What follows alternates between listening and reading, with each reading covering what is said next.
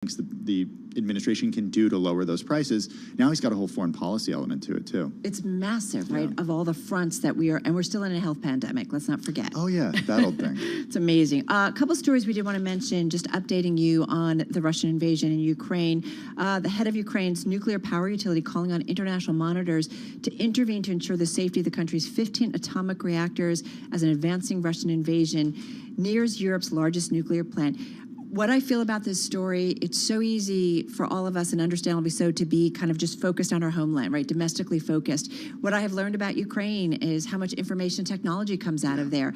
Its role as a wheat producer, grain producer, its role in terms of the U.S. energy and energy going through the Ukraine, and also about nuclear power. Well, the IAEA will convene an emergency session on Wednesday in Vienna to assess the situation. That's the International Atomic Energy Agency. It's a watchdog group. It's been warning for days that the war threatens to trigger a wider tragedy by damaging nuclear power infrastructure. And apparently Ukraine and I guess European officials have come out and said that Russian columns of military equipment, artillery, and rocket launchers are regularly moving in the immediate vicinity of the plant. At the same time, we did hear earlier today the story from Dow Jones, I think multiple media organizations reporting Russian forces hitting Kyiv's iconic TV tower. That happened today, and that was coming from Ukrainian officials saying the strike killed 5 people who were nearby. You are listening to Bloomberg Radio.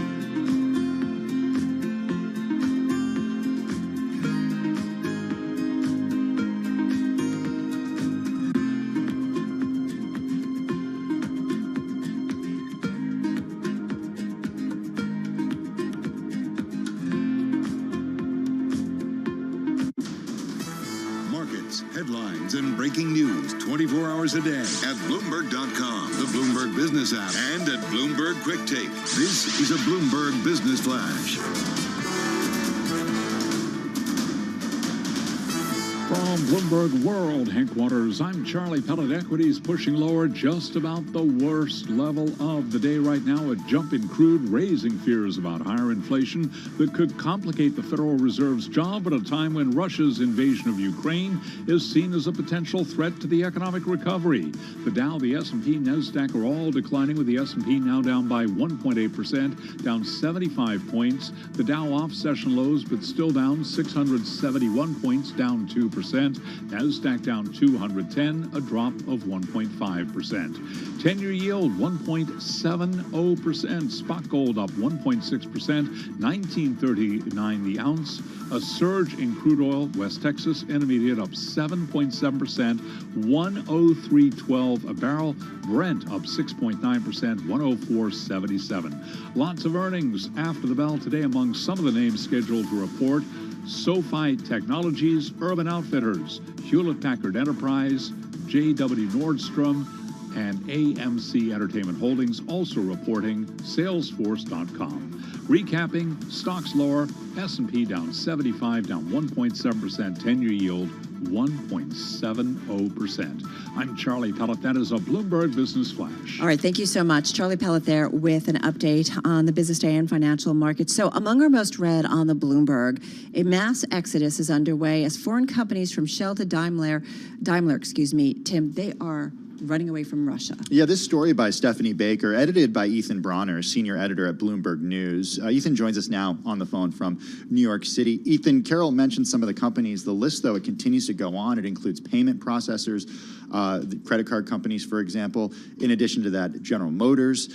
How would you characterize the way that American and multinational companies have exited their Russian businesses in recent days? Well, it's been absolutely a rush for the exits. And I mean, and it's such a specific sort of reversal of what happened 30 years ago when the Soviet Union fell apart and everybody saw an incredible new market of consumers and potential joint ventures on oil and minerals and so forth. So there's a huge amount of companies that have gone in over these 30 years, and suddenly between the sanctions and their own anger at what's going on and their inability to get around SWIFT and other things, they are either shutting down or actually abandoning deals that they've had. But not every company, as Stephanie points out in her piece. McKinsey & Company correct. was one that really caught my eye. The global managing partner took to LinkedIn on Sunday to condemn the Russian invasion of Ukraine and declare that the firm will no longer do business with any government entity in Russia. But the company's not pulling out. What's the distinction here? Oh, yes, of course, there's an important distinction, and you're quite right. The story does note that there are a bunch of companies that are trying to sort of keep their head down, shall we say, and McKinsey is one of them.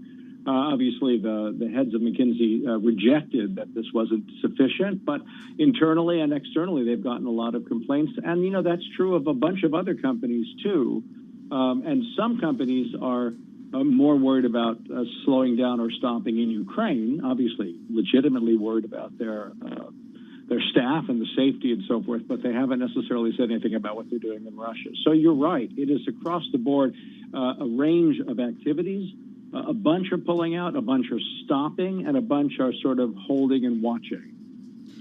How important is the Russian market to global companies? You know, it looks like it's less important than, say, Western Europe and North America. You know, if you look at sort of consumer companies, Russia typically takes up maybe 2, 3, 4, 5% of its market. You know, I'm looking at the Estée Lauder, General Motors, Harley Davidson, those kinds of things. But, you know, that's not nothing. That's not nothing. Yeah. Right, and multiple markets add up to little pieces of markets all around the globe add up to something. What I do wonder is that, you know, Ethan, will we see, like, fingers crossed that this gets resolved sooner rather than later? Will we see then companies say, okay, things have calmed down, we're going to go back? Because, you know, companies, the world has a very short memory sometimes, especially when there's money at stake. So I'm just curious, what's the read on this? Look, I think you're right to ask that question. We can't know. We can't know how quickly this can end. We can't know how it will end, right? I mean, if it were to end in a way that many here would like, with Putin no longer in power or something like that, that would be a whole different game. But if it just sort of a deal is struck and horrible things have happened, I think you're right to ask the question. I have no greater clarity than you on who would stay and who would actually leave. But I think we have to see ultimately how much of a rogue state Russia is deemed to be when this is all over. Yeah, that's certainly an important thing to keep in mind, Ethan. And one thing I do wonder about is the consumer side of this. Companies that are consumer facing, do they face uproar for doing business in Russia on the other side of this? If that is indeed the case, if we do play this out, and do we see something like what we saw in the 1980s with South Africa and apartheid?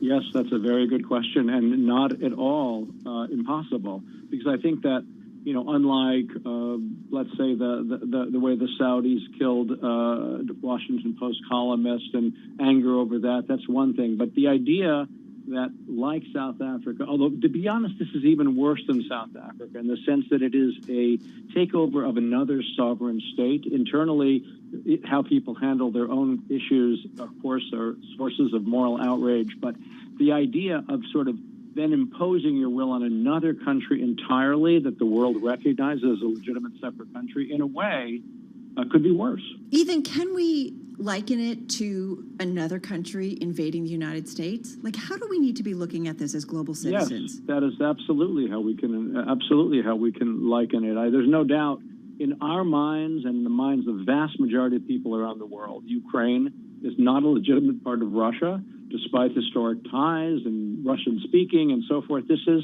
absolutely an invasion by one country of another, utterly, from our perspective, without justification.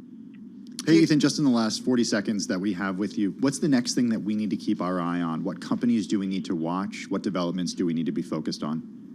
You know, I think that some of the, for example, like the French Total Energies, some of the ones that have done less, to see whether they start to feel the pressure to do more to get out. Because a bunch of companies, I mean, Shell and BP have been very clear and about getting out and making their statements unambiguous. But I think there's a whole bunch of other things, like McKinsey, as you mentioned. So I think we have to see if this continues, what's going to happen to those companies. Ethan Bronner, thank you so much for finding some time for us. We really appreciate it. Senior editor at Bloomberg News, a story, foreign companies from Shell to Daimler abandoning Russia. It's a must read and a most read on the Bloomberg terminal. Carol Masser, Tim Stanovic, we are Bloomberg Business Week.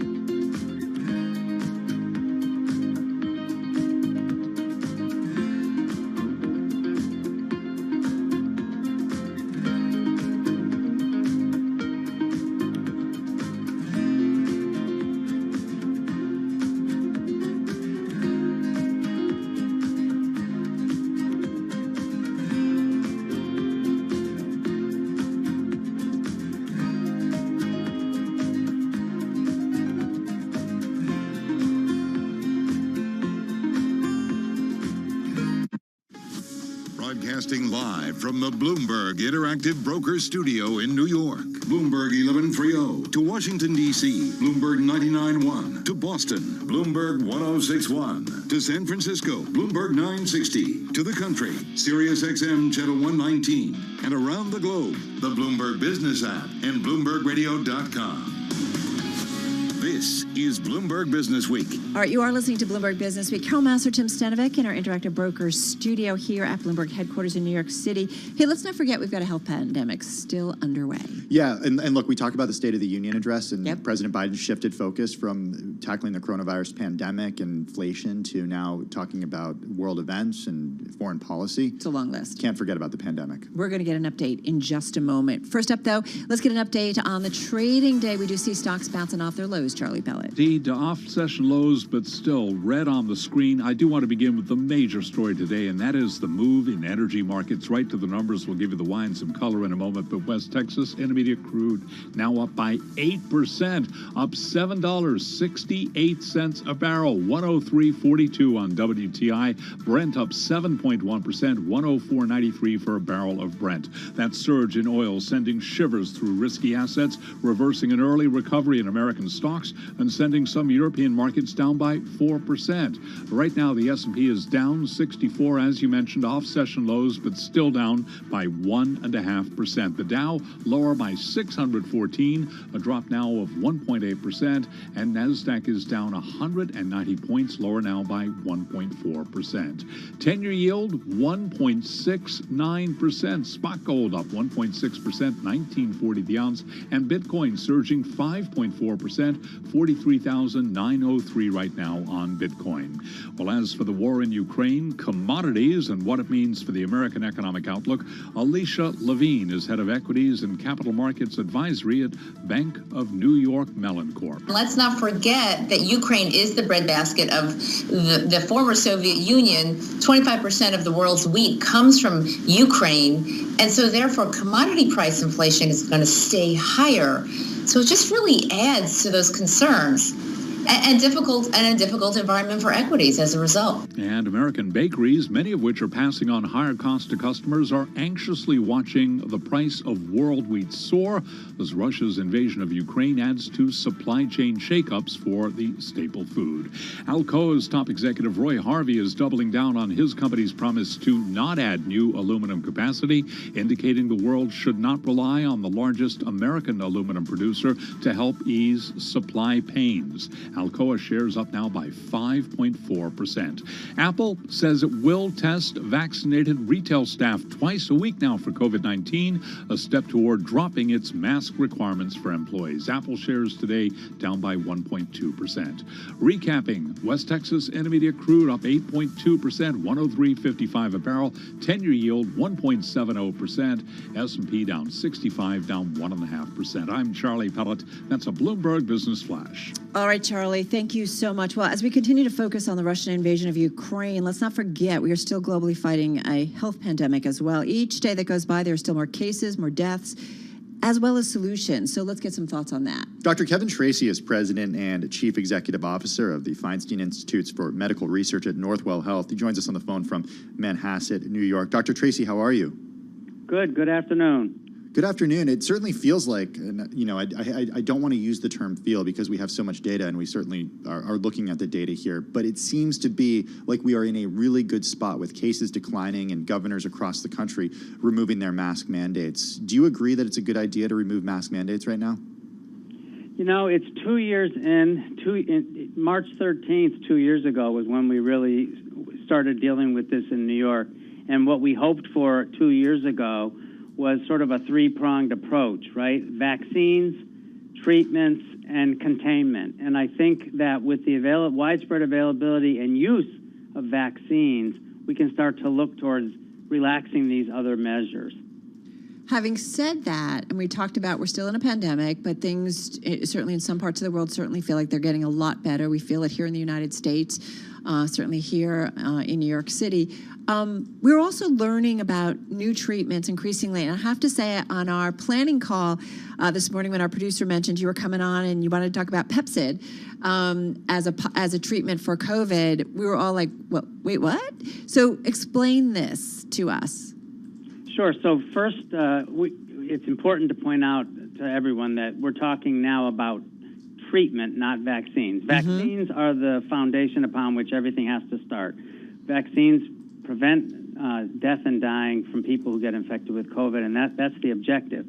But for patients who get sick despite the vaccine, or patients who are not vaccinated here or in other countries perhaps, there still is a need for treatments. And treatment of the COVID-19 syndrome has to be thought of in two ways. First, you can target the virus directly, and that's where the drugs, which are called antivirals, come in. And second, you can target the body's reaction to the virus. And these would be anti-inflammatory molecules that suppress cytokine storm, which we've come to learn is really the problem. The immune system makes molecules called cytokines that actually can kill the patient. And this is where dexamethasone became part of the standard of therapy because it blocks cytokine storm. But from the early days of this pandemic in New York, my colleagues and I have been exploring the possibility that famotidine, which is the active ingredient in Pepcid, also can restrain or suppress cytokine storm and may also be useful in some cases of COVID.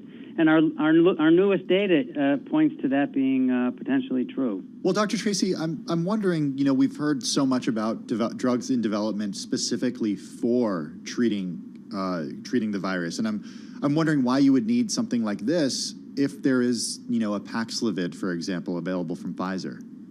So if the key word is if the drug is available, as you said correctly.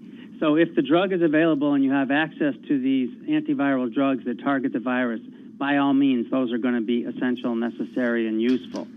There will be places in the world, there will be places in the United States where those drugs may not be available. And now it's interesting to consider the possibility that a drug like famotidine, which has been around for decades and is essentially pennies on the dose to manufacture and distribute and is very, very safe. The question is, if it's effective in a country where potentially millions of people can have the disease, if it helps a small percentage of millions of people, you're talking about potentially helping many, many people. So we don't have all the scientific answers yet, but we certainly, for those reasons, want to know. All right, we're going to leave it on that note. Hey, listen, thank you so much. Dr. Kevin Tracy, President and Chief Executive Officer at Feinstein Institutes for Medical Research at Northwell Health, joining us once again on the phone from Manhasset, New York. It's just a reminder, Tim, right? And you and I talk about it kind of behind the scenes. It's just, the medical community finding different ways to treat patients who come down with COVID. Hopefully they've gotten vaccinated, because that is a big, for many people, a big thing that is certainly keeps them alive. Right. But there's still treatments being developed. Well, as many doctors have told us over the last couple of years, Carol, one of the signs of it moving from a pandemic to an endemic is learning how to treat it, learning how to live with it, and learning how to get past it. And that's one thing that we're doing with these different treatments now. All right. Right now, let's get back to world and national news. A lot going on, as you know. Let's get to Nancy Lyons in D.C. Hey, Nance. Thanks, Carol. President Biden is just hours away from his first State of the Union address as the world remains on alert. He'll talk about the war in Ukraine and the response to Russia's invasion, but his main focus will be on the economy. He's expected to unveil a plan for lowering prices and historic inflation as the nation struggles to emerge from the pandemic. You can hear that State of the Union address beginning at 8:30. Wall Street time on Bloomberg Radio. President Biden's Supreme Court nominee is making the rounds, preparing for her Senate confirmation. And as Bloomberg's Nathan Hager reports, we're learning more about the selection process that led to her historic appointment. Judge Ketanji Brown Jackson says the White House first contacted her 4 days after Justice Stephen Breyer announced he was retiring. In a 149-page filing with the Senate Judiciary Committee, Jackson says she spoke with White House counsel Dana Remus on January 30th, met by Zoom with Vice President Kamala Harris on February February 11th. 3 days after that, she interviewed with President Biden, and he offered her the job on February 24th. Senate Judiciary Chairman Dick Durbin has said he'd like Jackson confirmed by April 9th, even though Breyer plans to serve out the rest of this Supreme Court term. That ends in late June or early July. In Washington, I'm Nathan Hager, Bloomberg Radio. Congressman Lee Zeldin, an ally of former President Donald Trump, has accepted the New York State Republican Party's nomination as their candidate for the 2022 governor's race. There hasn't been a Republican governor in New York since 2007. Back in mid-February, Governor Kathy Hochul, the former lieutenant governor who took over for Andrew Cuomo, accepted the state Democratic Party's nomination for the governor's race. Global news 24 hours a day on air and on Bloomberg Quick Take, powered by more than 2,700 journalists and analysts in more than 120 countries. All right, Nancy, thank you so much. Carol Masser, Tim Stanovic here on Bloomberg Business Week. This is a story I find really fascinating. And again, it kind of speaks to what I talked about earlier about we are learning more about what goes on in Ukraine specifically and its role in our global economy. And there's a story by our Ivan Livingston, Priya Anand, and Sarthar Rai. And it talks about Ukraine coders being a major part of the global tech supply chain. We actually had someone on who workers were in Ukraine, an app, right? And we got a really nice front row seat, unfortunately, into what's going on. Yeah, like you said, this is a really great story. It's really interesting. I want to read directly from it because it kind of sums up what we use each and every day in the tech economy of Ukraine. The maps that connect Lyft customers with their nearest driver, the grammar software that tells you when to use whom instead of who, and the targeting system that helps players of the newest Assassin's Creed video game aim a weapon, all owe a debt of gratitude to programmers in Ukraine. The country, as you mentioned, Carol, it's among the largest exporters of IT services in Europe, known for its well-educated and affordable labor market. Well, and I'm thinking about the interview we did with Andy Kurtzik of Just Answer, right, who had workers on the ground in Ukraine and trying to figure out what to do and make sure that they were safe. But it just reminded me that, or started to, give us an idea of the type of companies. Apparently, they've got a very educated workforce, a cheaper workforce, and so you have a lot of information technology going on there. Yeah, let's talk about Wall Street. Citigroup and JP Morgan Chase, international banks, Barclays, Credit Suisse, Deutsche Bank, UBS, airplane manufacturers like Boeing, car manufacturers, BMW and Daimler, mobile networks like BT, Samsung phones. This is all according to the London-based vice president of the research firm Everest Group, saying that clients are asking how it's going to be, how long the crisis could last, and what they should take. Roughly 250,000 technology professionals in Ukraine. One other story, just quickly, we wanted to bring you, happened late last night. Dana Hull putting it out there. Elon Musk fulfilling a promise to get additional SpaceX satellite dishes into Ukraine, drawing thanks from the deputy prime minister who over the weekend pleaded for the tools to keep internet communication working amid Russia's invasion. This is important. Yeah, we're talking Starlink here. Exactly. This is Bloomberg.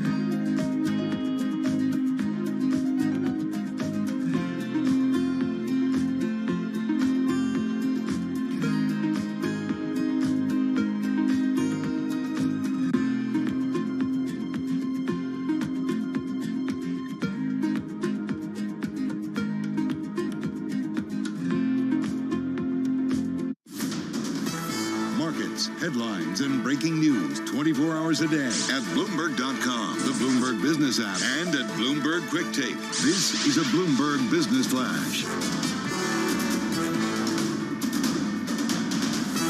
From Bloomberg World Headquarters, I'm Charlie Pellet. The Dow, the S&P, Nasdaq, all declining. We are off session lows, but still lots of red on the screen. The Dow at one point had been down 784 points, down more than 2.5%. Right now, we do have the Dow down 536, declining now by 1.6%. S&P down 56, down 1.3%. Nasdaq down 167, a drop there of 1.2%.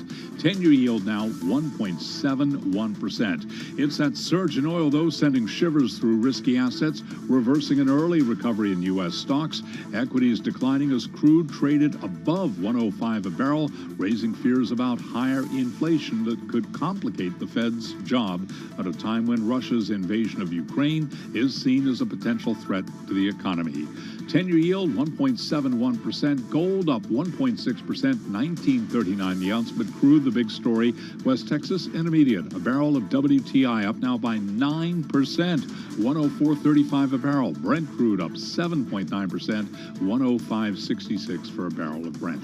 Lots of earnings after the closing bell today, including SoFi Technologies, Urban Outfitters, Hewlett-Packard Enterprise, Nordstrom, AMC Entertainment, and Salesforce.com. I'm Charlie Pellet. That is a Bloomberg Business Flash. All right, Charlie, thank you so much. Well, as the world opens up increasingly following the latest COVID variant, where are a lot of people headed? Turns out it's Decentraland. And what is Decentraland? What is it? It's the metaverse. Joining us now to talk all about it is Cecilia D'Anastasio, video game reporter for Bloomberg News. She's with us now in the Bloomberg Interactive Brokers. Check out her story. It's going to be featured in the upcoming issue of Bloomberg Businessweek magazine. You can read it now on the Bloomberg and at Bloomberg.com/Businessweek. Also with us is Joel Weber, editor at Bloomberg Businessweek. He joins us not in the metaverse, but all four of us are here together in real life. Joel, why are we not playing poker in the metaverse? Unless it is the metaverse. Yeah. But It's a simulation. no, we just don't know it. Exactly. I love it that, we're all talking about the metaverse and what it's going to be and how it's going to upend tech and fortunes are going to be made and companies are going to be born and die on this thing. And the first place that we get to see what it looks like, what are people doing? They're in the casino. Playing poker. It's sin, right? Kind of. So Cecilia, let's bring you in. Why is it that we could have these grand ambitions for the future and yet we just end up gaming? Yeah, it's not unusual. A lot of new technologies have been ushered in by gambling. By 1981, the year that the first PCs were introduced, video poker was already very popular. The internet was in part ushered in by casinos, even cryptocurrency, Bitcoin. Some of the first applications were gambling, and now at what people say is the dawn of the metaverse, we have poker. So tell us what Decentraland, like if you go there, I mean, am I really going to see a picture of Jamie Dimon? You can if you'd like. Yeah. You talked about it yesterday with Ed Hammond. So tell us about you go and what's the experience? It's a funny experience if you're someone who's played video games, because what Decentraland looked like is a virtual world, and the kind of virtual world you might see, on a random web browser in like the early to mid 2000s. Thank you. I was reading this story earlier today, and I said to some colleagues sitting next to me, I'm like, how is this not Second Life all over again? It kind of is. And actually, there are a lot of things that Second Life does that Decentraland can't do. But Decentraland's big pull is the fact that it is decentralized. It runs on the Ethereum technology, and they're selling real estate for a lot of money, millions of dollars even.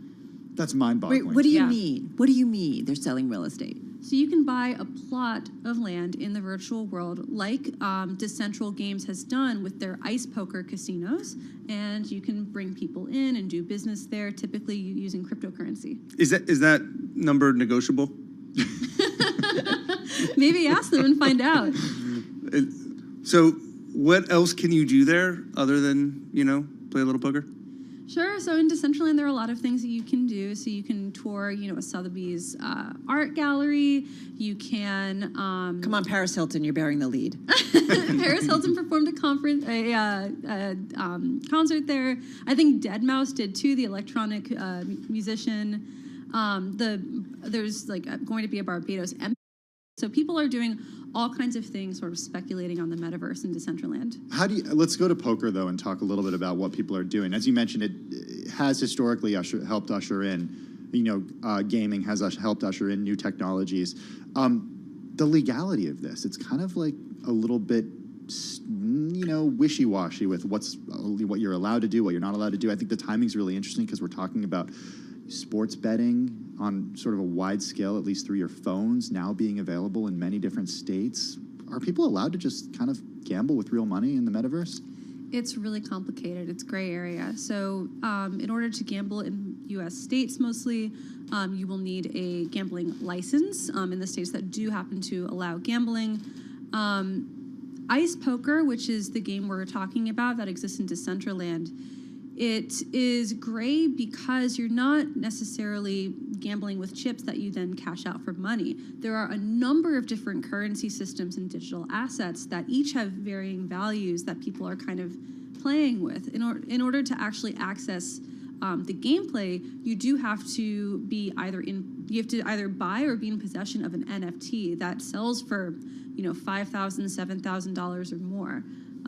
But gambling experts aren't sure whether that qualifies as consideration, which is something that someone would put up in order to gamble in real life. That's a lot of money. Yeah. Can I just say, I feel like all of our brows are furrowed a little bit. So, glimpse of the future here. Tell us, is there a greater meaning in all of this? What's your reading of what does this mean for the metaverse and the companies that are going to be doing business there? That's a great question. I think it's really interesting that there's been a lot of speculation on the metaverse and its prospects. Morgan Stanley, for example, said that it could be $1 trillion opportunity in the future. But what we're seeing right now is that the metaverse is A, a lot less populated than top video games. B, looks like maybe an older video game. And C, one of the big draws there right now is doing something that looks a lot like gambling. So I think it's to be seen exactly what the staying value add is of the metaverse. I do wonder, though, the way you lay it out in the story is I'm starting to kind of get a picture of I'm not a gambler, but could I spend a day where I'm doing a couple of things in the metaverse? Right? Is that how we kind of I'm not a gambler, but I play one in the metaverse. Yeah, but only on Saturdays. And I also do a couple other things, like go to the mall. Yeah. Carol's a future here. We're looking at 2023 Carol. No, just because I'm from New Jersey, you're saying that, aren't you? You said that, not me. But right, that's how I get it, just quickly. Right? That's how we could maybe spend our future? I would rather personally spend my future in select, popular video games, but there are people out there who I think are getting a lot out of the metaverse. I don't know exactly how much time they spend in there, but I'm sure they're getting what they want. I love it. Oh, man. 1997 called. It wants you back, Carol. Oh, my God. Shoulder pads, here we come. Cecilia, thank you so much. Really appreciate it. Cecilia D'Anastasio, she is video game reporter here at Bloomberg News. Well, March is Women's History Month, and every day this month we are celebrating significant moments in women's history. Now, with your installment for Monday, March 1st, here's Bloomberg's Renita Young. On this day in women's history, in 1912, Isabella Goodwin is appointed the first female U.S. detective. She started in the New York City Police Department as a police matron, overseeing female inmates and cleaning jail cells. But a bank heist made national headlines, and the police department asked Goodwin to step in. She posed as a maid and infiltrated a seedy boarding house. The information Goodwin found out led to the arrest of a gangster named Eddie the Boob Kinsman. The department rewarded Goodwin with a first-grade detective shield. If her story sounds familiar, you might have seen it on TV in the recent TV series The Alienist. Based on Caleb Carr's novel of the same name, Dakota Fanning plays Sarah Howard, who's based on Isabella Goodwin. That's today in women's history. I'm Renita Young, Bloomberg Radio. A big thank you to Bloomberg's Renita Young for today in women's history. All right, folks, we're more than an hour away from the closing bell. We're bouncing off our lows on the equity front. The real story, though, is certainly when you look at the bond market, those yields staying low. We're going to talk with our TV colleagues. We're going to talk about Countdown to the Close.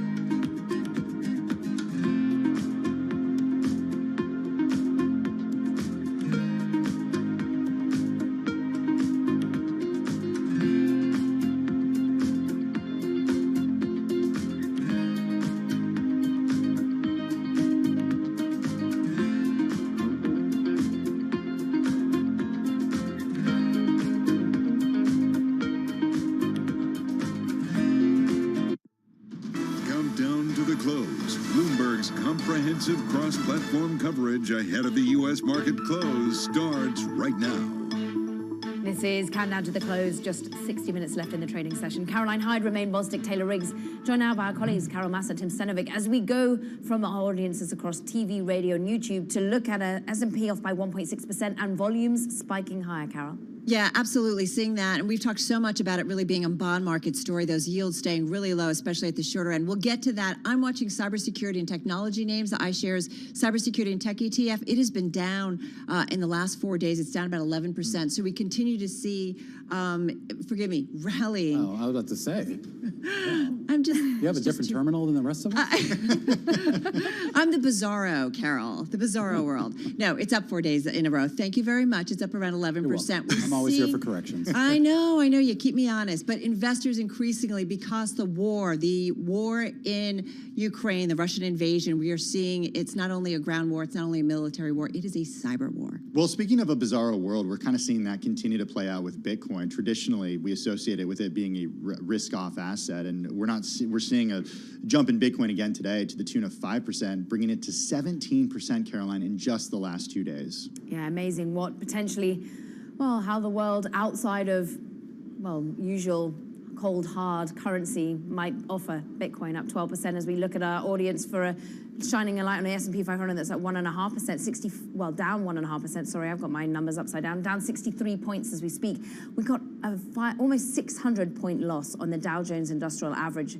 33,298 is where we trade. The Nasdaq off by 1.5%. Even the Russell 2000, which we've been saying had weathered February relatively resilient, down 1.7%. And across the board, volumes up about, 37% higher usual than your 20-day average on the Nasdaq. All really driven by some of these inflationary concerns that we continue to get. Energy, you know, you guys, I continue to sound like a broken record. This is a sector that's up 27.5% for the year, and it extends an additional gain of almost 1% today. So it has just been an incredible bifurcation in this market of energy higher, but pretty much everything else lower. Its financials, its technology remain also some of the big underperformers for the year as well. Technology is off 15% for the year. Yeah, and once again, when you look at the biggest movers to the upside in the S&P 500, it's primarily energy stocks and a few defense contractors here. The one outlier is Target. That's actually the biggest percentage gainer here on the day, up about 11% here on the back of, I guess, some relatively encouraging guidance here. Again, it wasn't necessarily knocking it out of the park, 1 to 2% growth here, but considering what the street was expecting, and more importantly,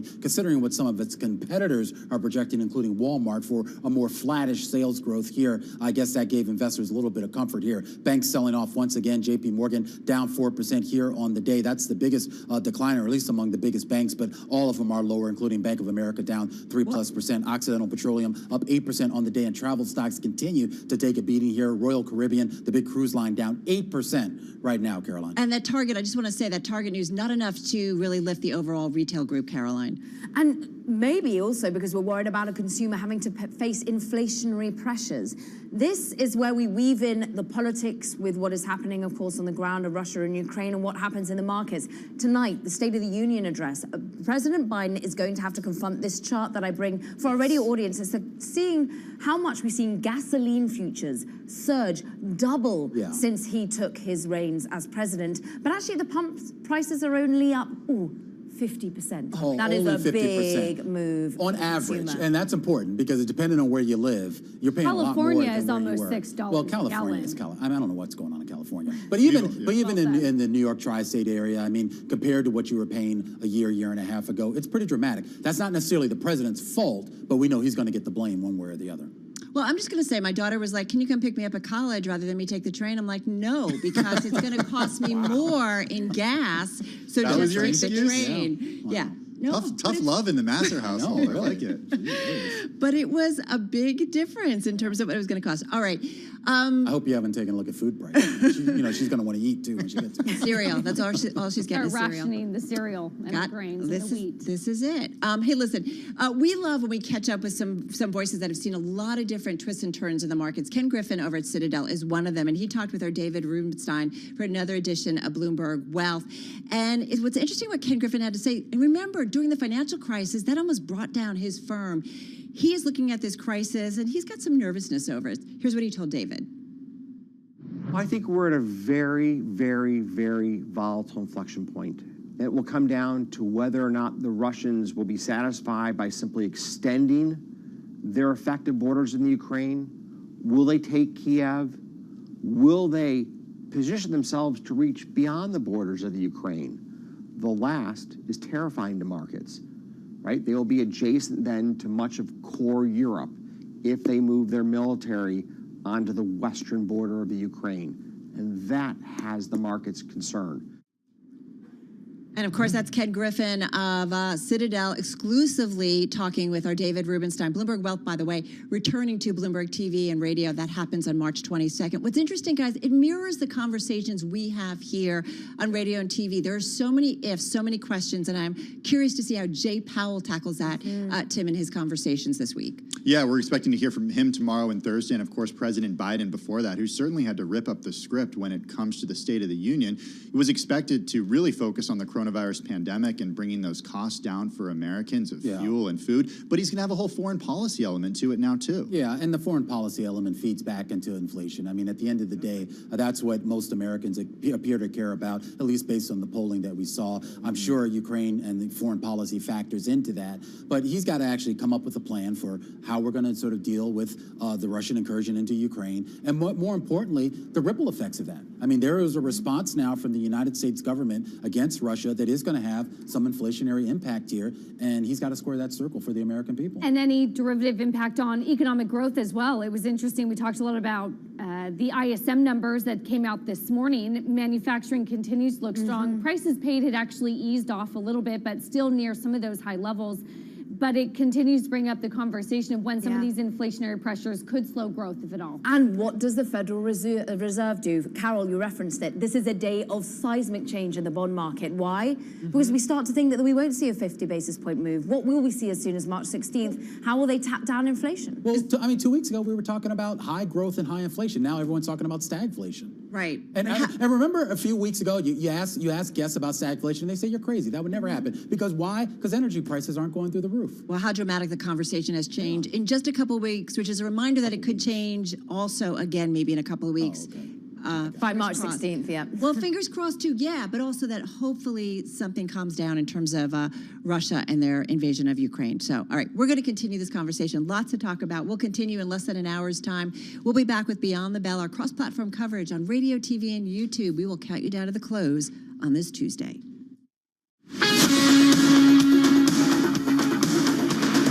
You're listening to Bloomberg Business Week with Carol Messer and Bloomberg Quick Takes Tim Stenovic on Bloomberg Radio.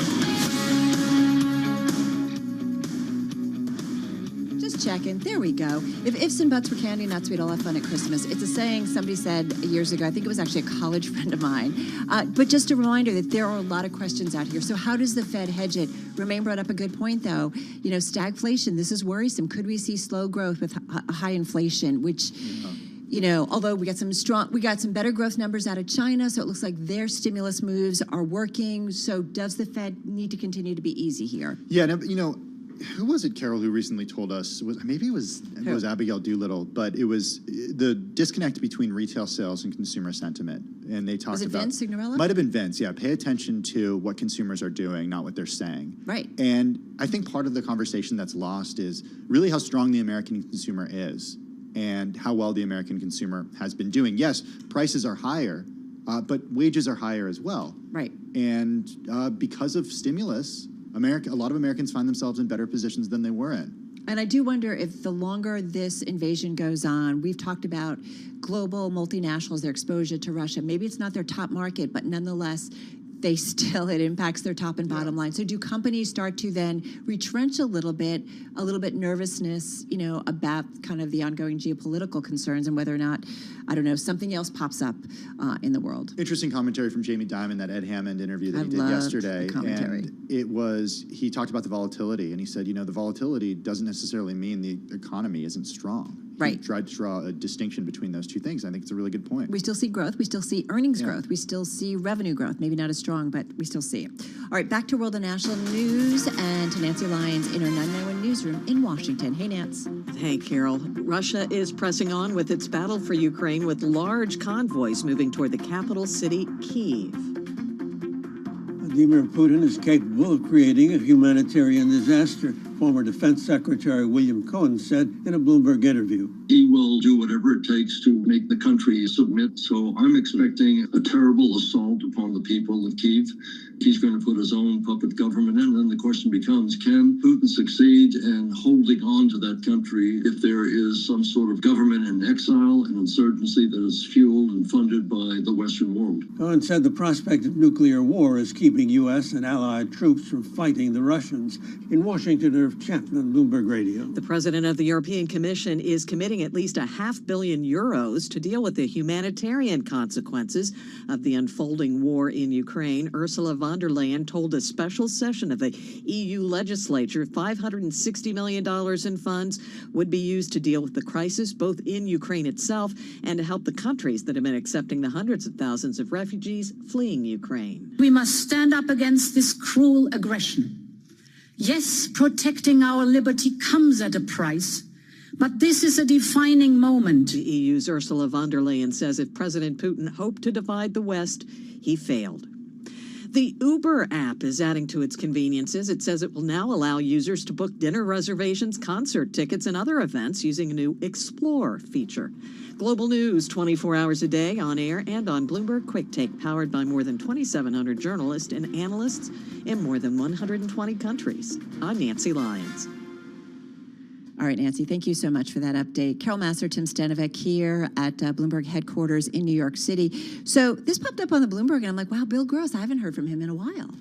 You haven't? No. He's not calling you? Hey, it's the Bond King. Well, to be fair, there was a point, especially when he was at PIMCO, but even when he went to Janus, that we would regularly, of course, look for his commentary. Yeah, and rightfully so, because of his long-term track record. His record got a little bit kind of off, if you will, in the last few years. But nonetheless, there is a story in the Bloomberg about what he has to say about inflation. Yeah, he's actually got a self-published book. It covers a range of subjects, including his exit from PIMCO. Inflation, though, is likely to be persistent amid ballooning government debt, he writes in a memoir titled I'm Still Standing. He's 77 years old. He also says that the Federal Reserve's 2% target is, quote, illusionary. He called debt, quote, a virus in modern-day capitalism.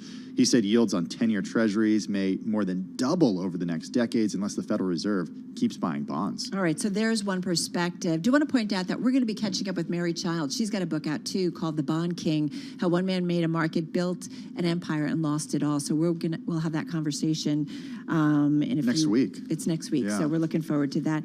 But, he's weighing in. He, is just looking at the environment, seeing what he has to say. I mean, I think there's a lot of opinions when it comes to how long inflation sticks around. Jamie Dimon saying that he thought some of the inflationary pressures would go away. Okay, so you've made a lot of references to what he's done. I want to go back a little bit into his history for people who may not have been, reading his stuff in the last couple of years. He co-founded PIMCO back in 1971. He rose to the pinnacle of the financial world after building it into a fixed income behemoth. But then 2014, he left the firm following clashes with other executives. It's something that he addresses in his book. Yeah, I remember when he was ousted. I remember it crossing the Bloomberg, and we were kind of like, what? Because he was so associated, understandably so, with this firm that he had created. And when it came to the fixed income market, his was a voice that we always wanted to hear in terms of the outlook. So check out the story. There's a full read through on Bloomberg, of course, and also at Bloomberg.com. Carol Massar, Tim Stanovic, this is Bloomberg.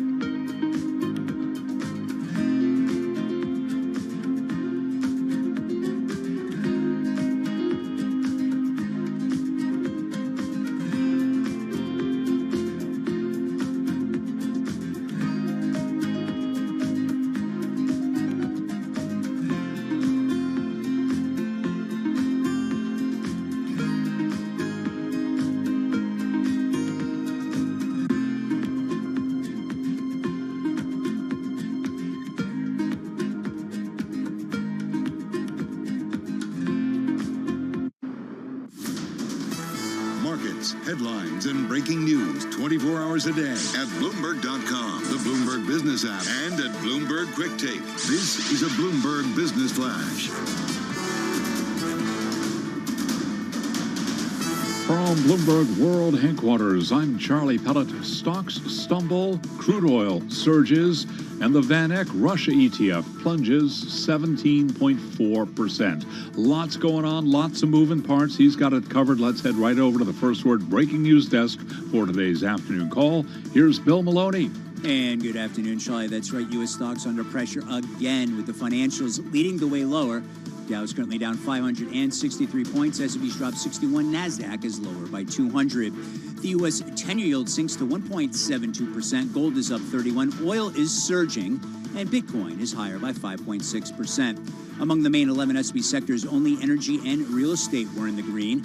And leaders to the upside on the Dow, Chevron, and Home Depot, while American Express, Boeing, and J.P. Morgan were under pressure. After earnings, Target rose 11%. And in other news, Domino's Pizza sees store opening problems persisting in the coming quarters. And wrapping things up, AMC, Nordstrom, and Salesforce. I'll report after the bell. Live from the First Breaking News Desk, I'm Bill Maloney. Charlie. Okay, we thank you, Bill. And to hear live breaking news over your Bloomberg Type Squawk, SQUAWK on your terminal. I'm Charlie Pellet. And that is a Bloomberg Business Flash. Charlie, thank you so much. We've just got about 40 minutes left in today's trading session. Well, big week on so many fronts. You know that, including the Fed front. And we heard from J.P. Morgan's Jamie Dimon yesterday. He talked exclusively with Bloomberg's Ed Hammond. And Jamie said that we all know the Fed's playbook about the Fed being data dependent. And bottom line, Jamie Dimon agrees with what the Fed is doing. So I really applaud what the government did to get things back. And it's very easy to second guess and do all that. I hate doing it. I'm about to do it. They probably too much fiscal stimulus and quantitative easing, but you still have a very strong economy. And, I think the Fed's going to try to meet that strong economy with strength by raising rates and, reversing QE, not to eliminate, to slow it down, so you reduce inflation and all that. And I wish them the best. Wishing him the best, and also saying that the Fed, they're going to be data dependent and flexible. So this week, the head of the U.S. Fed will play the role once again of the great reassurer. We're talking about none other than Jerome Powell, who's set to head to Capitol Hill tomorrow and Thursday. Joining us now with an idea of what to expect is Steve Matthews, economics reporter for Bloomberg News, joining us from our Atlanta bureau. Steve, what is front and center for Jay Powell right now? I mean, obviously inflation is, but in terms of trying to appease Washington, appease the American people, is it supply chain? Is it Ukraine? Is it oil prices? These things are all related. Yeah, it's really interesting, Tim. You and Carol have exactly right when you talk about data dependent, because it's that is going to be the tone, that we have a plan that Powell is going to lay out tomorrow and the following day in terms of what they plan to do with removing accommodation. But everything is now a little bit up in the air. It's really interesting because over the last several months, markets have really ramped up the expectations for rate hikes this year. And there was an expectation you could have 6 or 7 rate hikes this year. And there was sort of a feverish pitch of maybe you'll get a half point to kick things off in March. And now with Ukraine and the Russian invasion of Ukraine in the last week, that's really just kind of flipped totally. And, now the markets are now expecting maybe it'll be a little bit less tightening. And it was interesting. I heard from Raphael Bostic of the Atlanta Fed today, and he was saying there's just huge uncertainty. All this turmoil we have is going to exacerbate the uncertainty. Our hard job just got a whole lot harder, and I think you're going to hear from Powell very much emphasizing the uncertainty and the fact that they're going to be watching the data and they're going to be reacting. So, there's less of a playbook than you might expect. Yeah, there was Larry Weiss, head of equity trading at Instinet, in a Bloomberg story saying we are wrestling with a news cycle and how prolonged hostilities in Ukraine would slow economic growth. You had, we just talked about Ken Griffin of Citadel, talking about what an unusual market, a very volatile inflection point. It's hard to know how long this goes on in Russia in terms of the invasion of Ukraine. Does this provide, unfortunately, though, Steve, a little bit of space for Fed Chief Jay Powell to be more dovish come March? I think that's exactly right. I mean, in the sense that starting with a quarter point gives them a little bit of space and a little bit of time.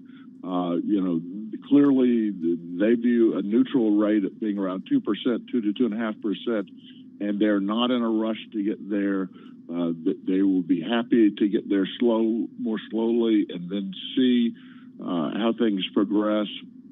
And Powell really has to thread a needle here, because on the one hand, you have this new uncertainty with everything that's happening in Europe, and that casting clouds over oil prices and presumably consumption and supply chains. But on the other hand, he's speaking to Congress, and there is a really uproar in Congress, particularly on the Republican side, but really shared by the Democrats as well, over inflation. And the Biden administration is clearly concerned over inflation. So he needs to show that they are being diligent and that they will do whatever is necessary to bring down very elevated inflation, the highest in 40 years. So, conveying all of that together at once is going to be a challenge. Steve, is it more difficult even for the chair of the Federal Reserve to do this, given that he's kind of awaiting Senate? I mean, I don't want to say kind of. He is awaiting Senate confirmation right now for a second term. Yeah, I think that's exactly right. I mean, that adds just one more layer of uncertainty. The reality is he's going to get confirmed. I mean, he will get lots of Republican votes, absent there being, some huge news between now and then. There's no doubt that he will get confirmed. But there is this level of uncertainty. You don't know when that's going to happen. I'm sure if he were speaking frankly, he would like this to be done with and move on. And that's still hanging out there, along not just himself, but a vice chair for supervision and 3 other governors. Hashtag uncertainty. That's our new drinking game. And it can be orange juice, soda, water, drink of choice, but that's what it feels like we're living. It's too bad this is in the morning, or you really could have, It's 5 o'clock somewhere, Steve. Drinking game. Steve Matthews, economics reporter at Bloomberg News from Atlanta. You are listening to Bloomberg Radio.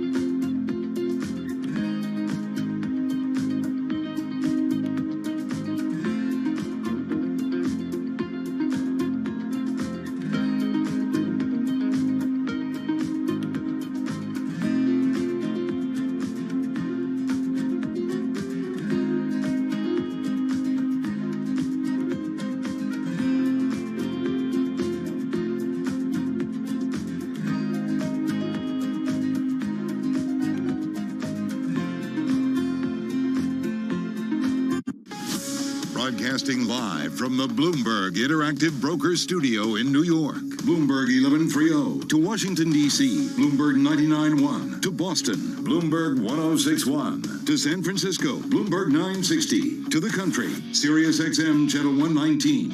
And around the globe, the Bloomberg Business app and BloombergRadio.com. This is Bloomberg Business Week. We have a theme. This is what my daughter will be eating because of high food prices. Cereal. Remember we talked about this earlier? Yeah, With there's our actually a TV short. I colleagues? read there was a shortage of some cereals as well, even before this. We're talking, of course, cereal, and Yeah. Kriti Gupta with her chart of the day is going to take us into the grain spot index and what it's been doing over the last 10 years. So maybe we will not be eating cereal. Yeah, that's true. Right? This is what we keep learning about Ukraine and what happens in that part of the world. So we'll get to Kriti in just a moment. First up, though, let's get back to Charlie Pellet with a look at that trading day. Where are we, Charlie? Well, we are lower across the board. 28 minutes to go. The big story, though, let us begin with commodities. I know you guys are talking about grains coming up, the soft commodities, but I got to begin with crude. What a story there. WTI surging now by 9%. WTI up $8.60 a barrel, 104.31 on WTI. Brent is up 7.8%, 105.60 for a barrel of Brent. Surge in oil sending shivers through risky assets today. Equities declining, crude trading higher, raising fears about higher inflation that could complicate the Fed's job at a time when Russia's invasion of Ukraine is seen as a potential threat to the economy. Victoria Fernandez is chief market strategist at Crossmark Global Investments, and she is recommending energy stocks. Obviously, when we chose energy as one of our favorite sectors for the year, it was at the beginning of the year, and we saw a lot of upside potential there. Now there's going to be a lot of volatility here, but we do think it's going to continue to be a space that's going to do well. One, because of the pressure on pricing, upward pricing. I think Morgan Stanley is saying they're seeing Brent at $110 on average, possibly up to $125, and that actually helps Russia. So that's something people need to think about as well. And again, Brent crude right now 105.56, up 7.8%. Checking some of the big oil stocks, ExxonMobil, for example, up 0.7%. BP, though, on the minus side, down 2.8%. Chevron up 3.5%. EOG Resources up 1.5%. Pioneer Natural up now by 0.2%. Equities lower across the board with the S&P down 73, drop right now of 1.7%. West Texas, the Dow Jones Industrial Average up down 618, down 1.8%. Nasdaq down 236, lower by 1.7%. 10-year yield 1.72%. But again, crude, it is worth repeating. WTI up now by 9%, 104.33 for a barrel of WTI. The cargo ship that caught fire in the Atlantic while transporting roughly 4,000 Volkswagen vehicles to the U.S. has sunk despite efforts to tow it to safety. I'm Charlie Pellet. That is a Bloomberg Business Flash. Thanks so much for that update, Charlie Pellet. Well, as we do each and every day at this time, we check in with Kriti Gupta here at Bloomberg TV and radio for her chart of the day. If you want to check out Kriti's chart of the day, just send her an email, kgupta129@bloomberg.net. Also check out what she does on Twitter and Instagram. Follow her at Kriti Gupta News.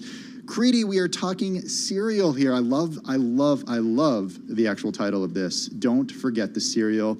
We're talking grain spot index at its highest since 2011's crop crisis. Take us into it. Things that we don't realize is just how much grains go into. I know it's kind of a boring topic for people, but what's important is that, one, Russia and Ukraine account for over 25% of the world's grain supply. And for people who don't really know what grains go into, it goes into everything from cereal to bread to beer. And those are prices that are really skyrocketing right now. So that's my chart of the day. It goes back to the 1990s, to all the previous peaks where you've seen grain prices and, of course, the consequently food prices rally. And a lot of them in the past have been kind of a consequence of crop harvests or weather situations or shortages on that front. It's never really been a consequence of war. This is the first time we're seeing that. But the way the market is reacting, it's almost as if there's no supply at all. And that's the way it's kind of treating this, even though there is supply. Commodity kind of investors just can't get to it because of obviously the situation going on in Ukraine and Russia, as well as the fact that a lot of the ports are closing. So that means higher shipping rates. You can't get access to the stuff. So the market is really kind of making those prices rise, and it's only a matter of time before that shows up essentially in your grocery bill. All right.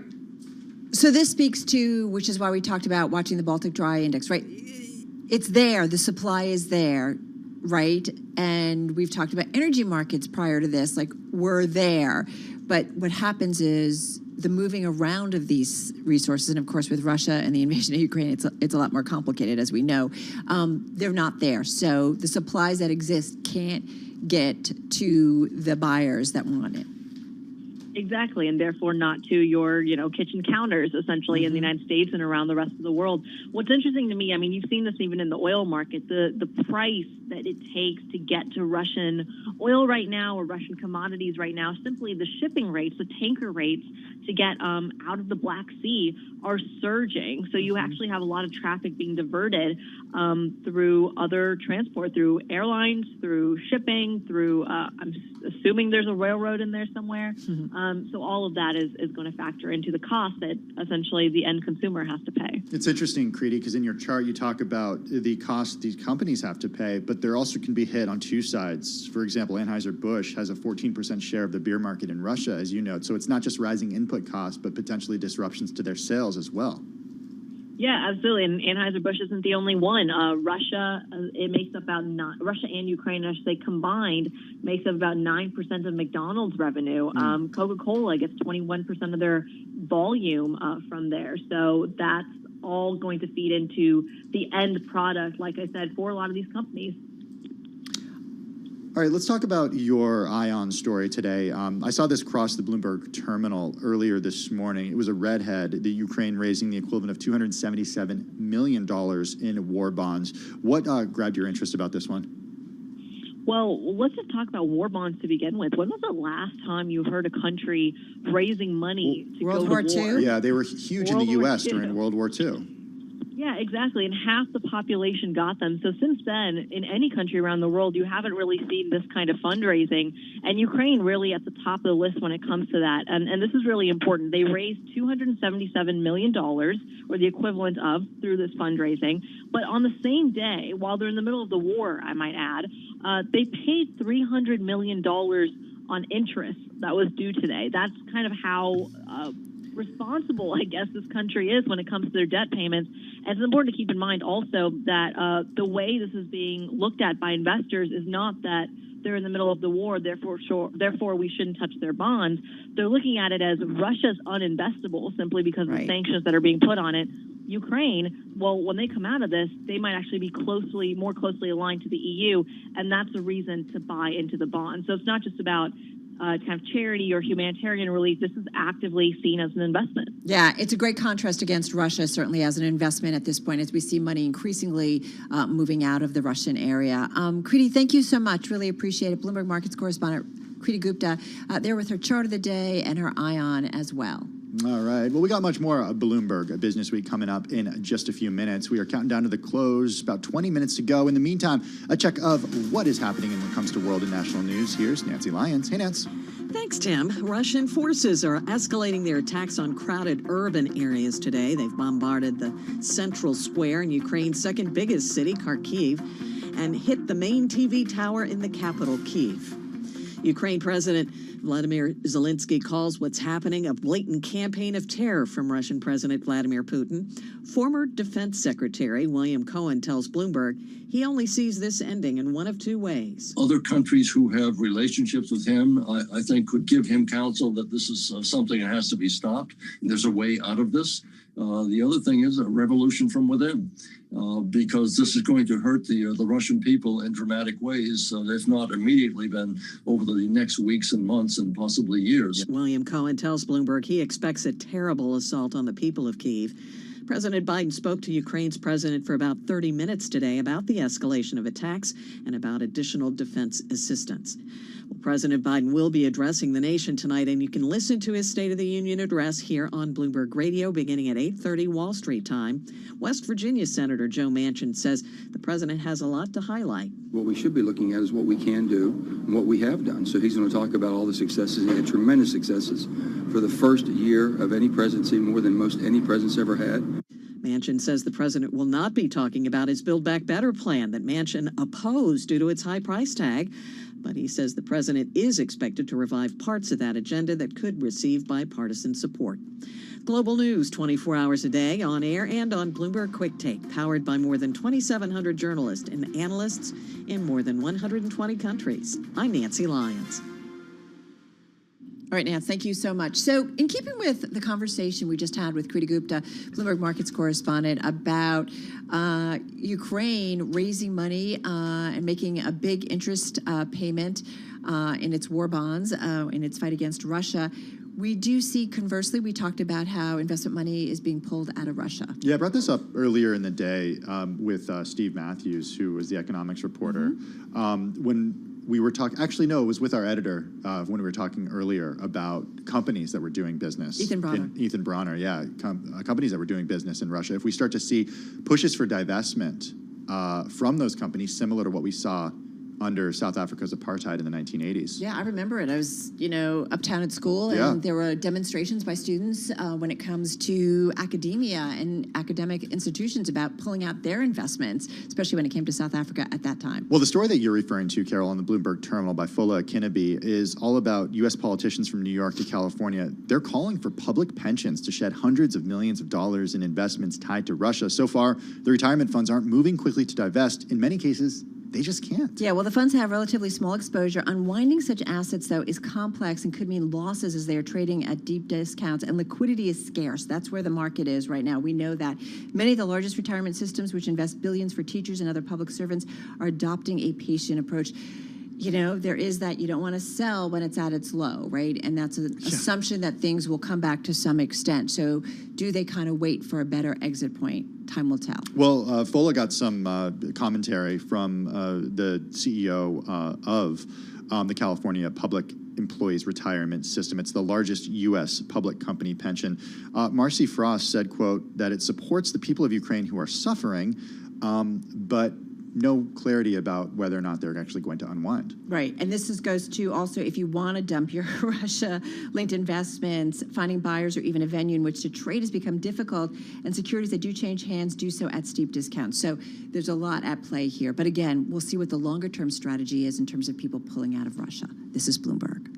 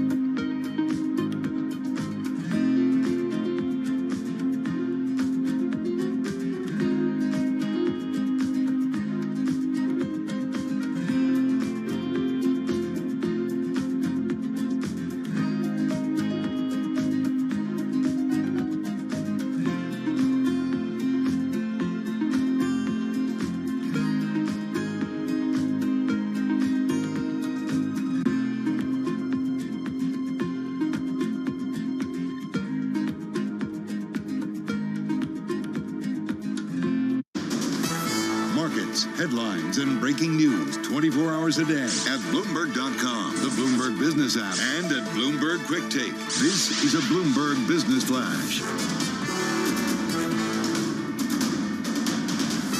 From Bloomberg World Headquarters, I'm Charlie Pellet. 13 minutes to go ahead of the closing bell. The selling is intensifying. The Dow, the S&P, Nasdaq all lower. Nasdaq 100 index extending its drop right now to 2.1%. Do want to begin, though, with headlines from the Bloomberg Professional Service.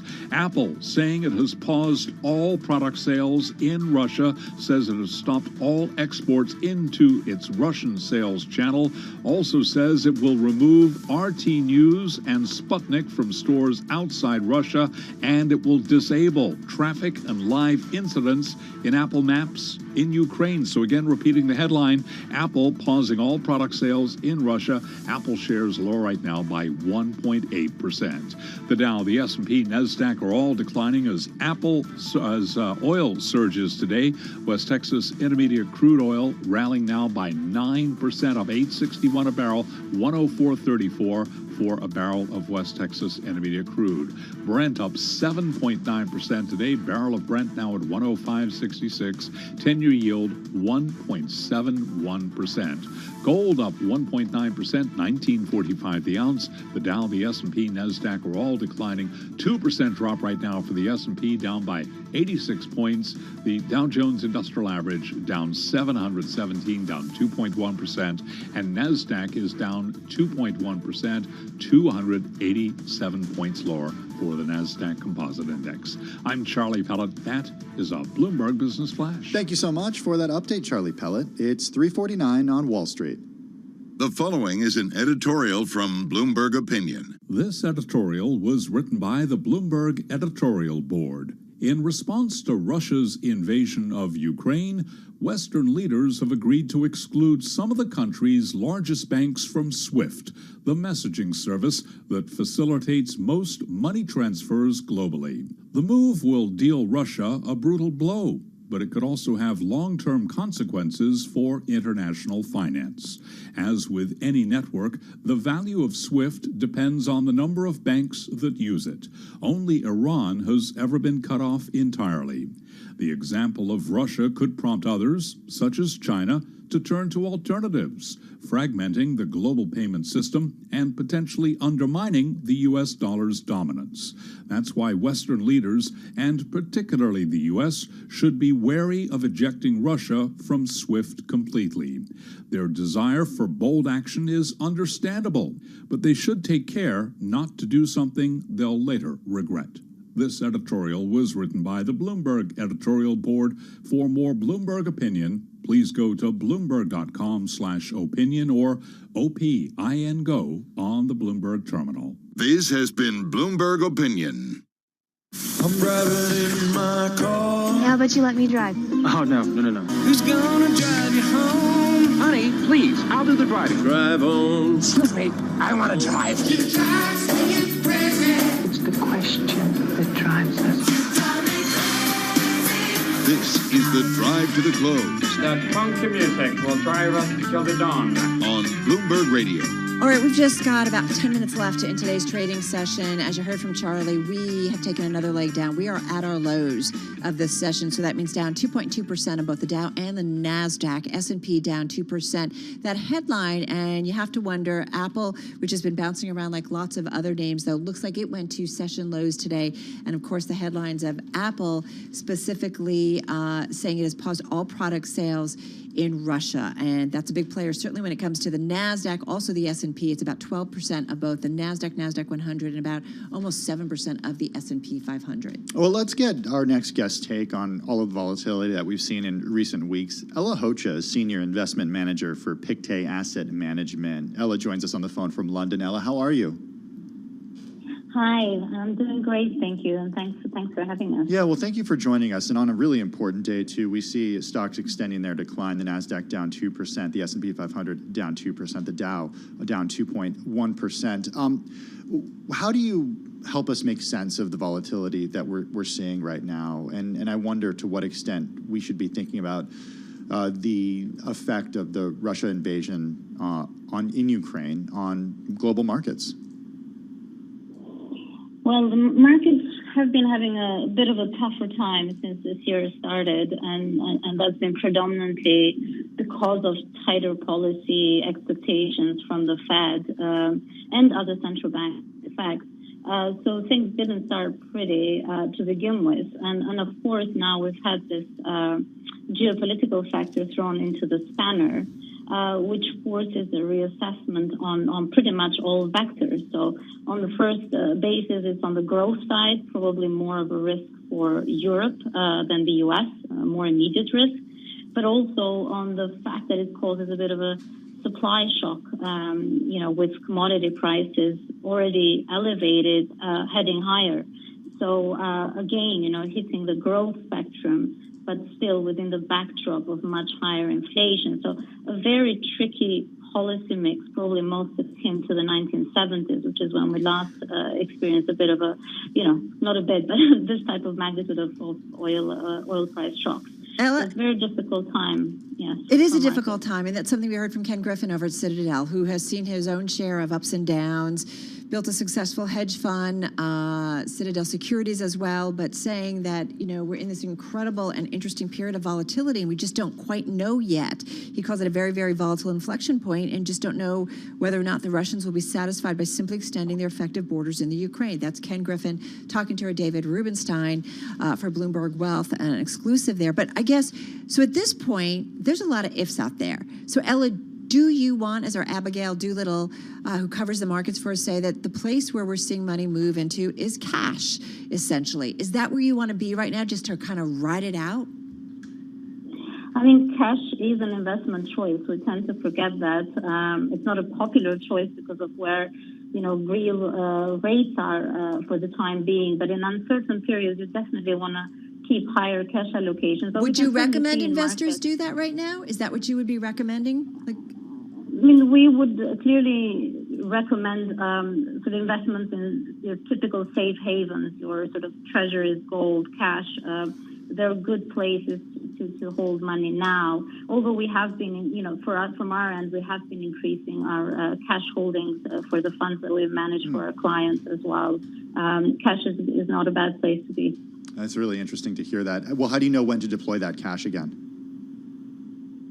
Well, we need some clarity on the geopolitical situation. That seems to be the most difficult one now. And then, as you said with your prior speaker, we just don't know. We have to react to the information as it comes along. I mean, let's just not forget, let's not face this type of geopolitical crisis, certainly not for a good 4 or 5 decades. So it is interesting, too, though, because at tough times, and we know that this has been a tough market environment. We've seen a lot of volatility. We've seen parts of the market sectors do, official corrections. We've seen even some particular, certain names or certain aspects of the market go into a bear market. It also means sometimes that that's an opportunity. Where are the opportunities, aside from maybe saying play it safe and go to those safe havens? Where do you see the opportunities?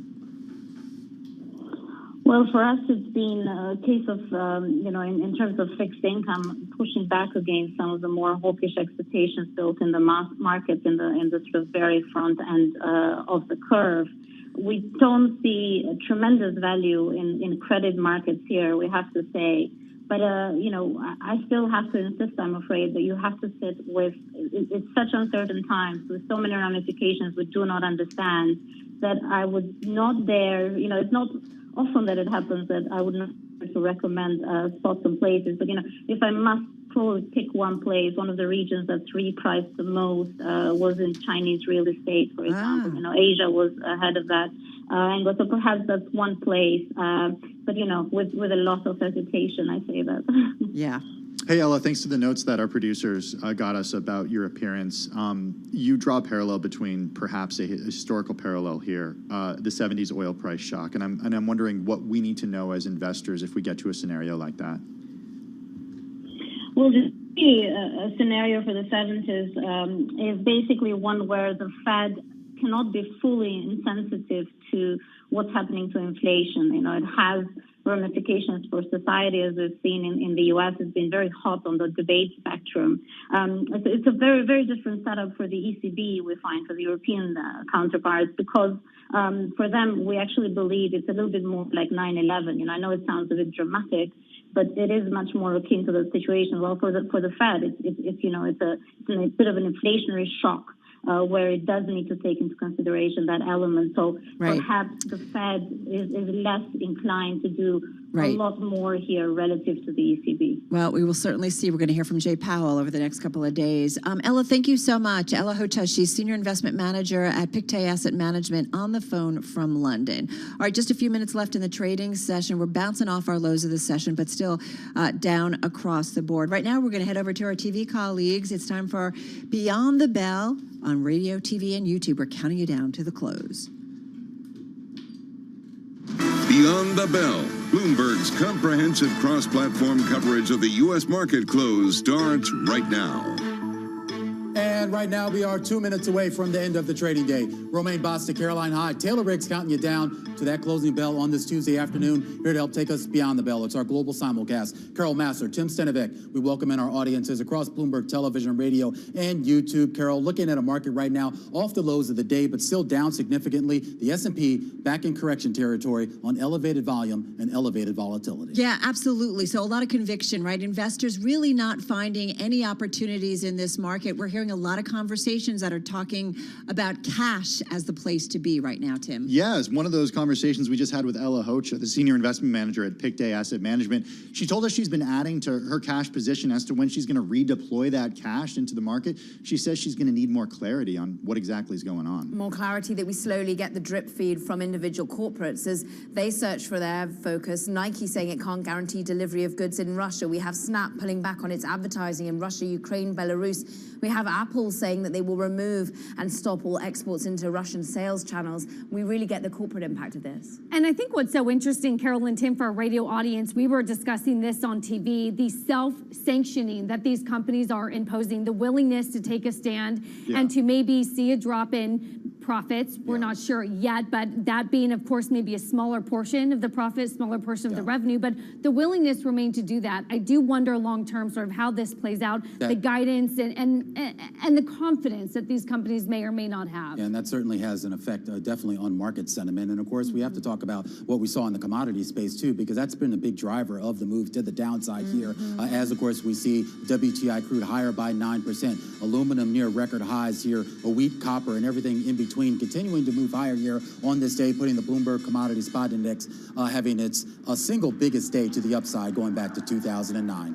Here's your roundup here on the broader indices right now. The Dow Jones Industrial Average is going to finish the day lower by about 1.8%, basically about down by about 600 points. It's now down about 9% from its all-time high. The S&P lower by 1.5%, and it looks like it's going to close the day about 9.96% below its all-time high. The Russell 2000 down about 2% here on the day, and there's your Nasdaq Composite right now having a pretty rough day here, although it's lower off the lows of the day, down about 1.6%, Carol. Does feel like global companies have gotten the memo. Universal Pictures just crossing the Bloomberg. It's pausing planned theatrical releases in Russia.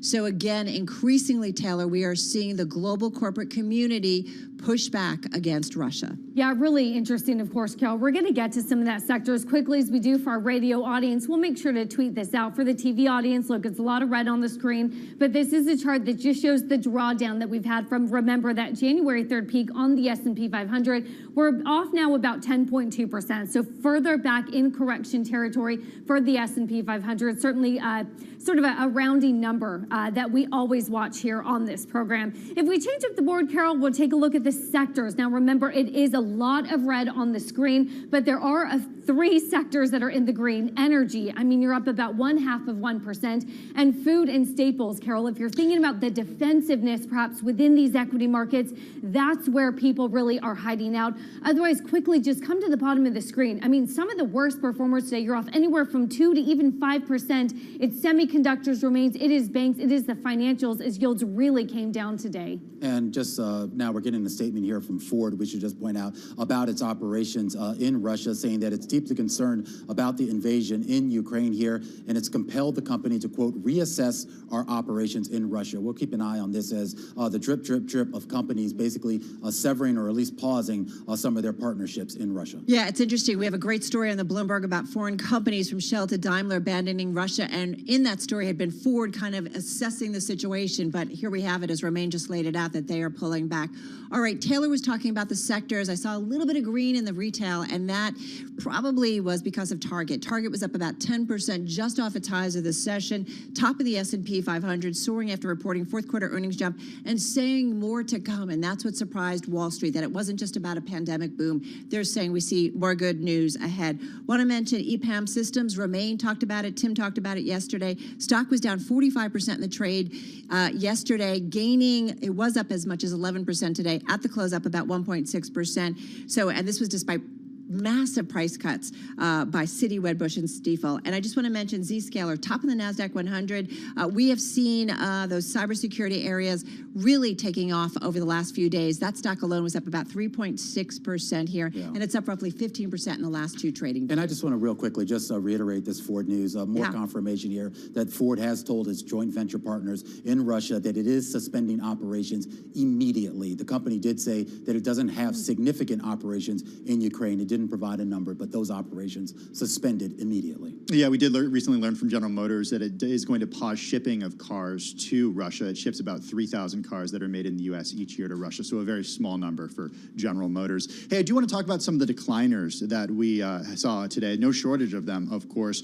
Starting with the Lucid Group, of course, the luxury EV maker, finishing the day down by close to 14%. Shares falling after it lowered its production target for this year. Also delayed the launch of its Gravity SUV and fell short of its delivery goal for 2021. I think that's a big deal. Yeah. I mean, I know Lucid's small, but the idea that they cite the supply chain issues, and we put so much attention on all these automakers ramping up production of these EVs. Are they even capable of doing that right now? Well, that's the question, and certainly Lucid's not capable of doing it, but if you're a Tesla, you have been able to manage the supply chain challenges relatively well. We did see other shares of EV makers, to your point, Romain, fall on this news as well.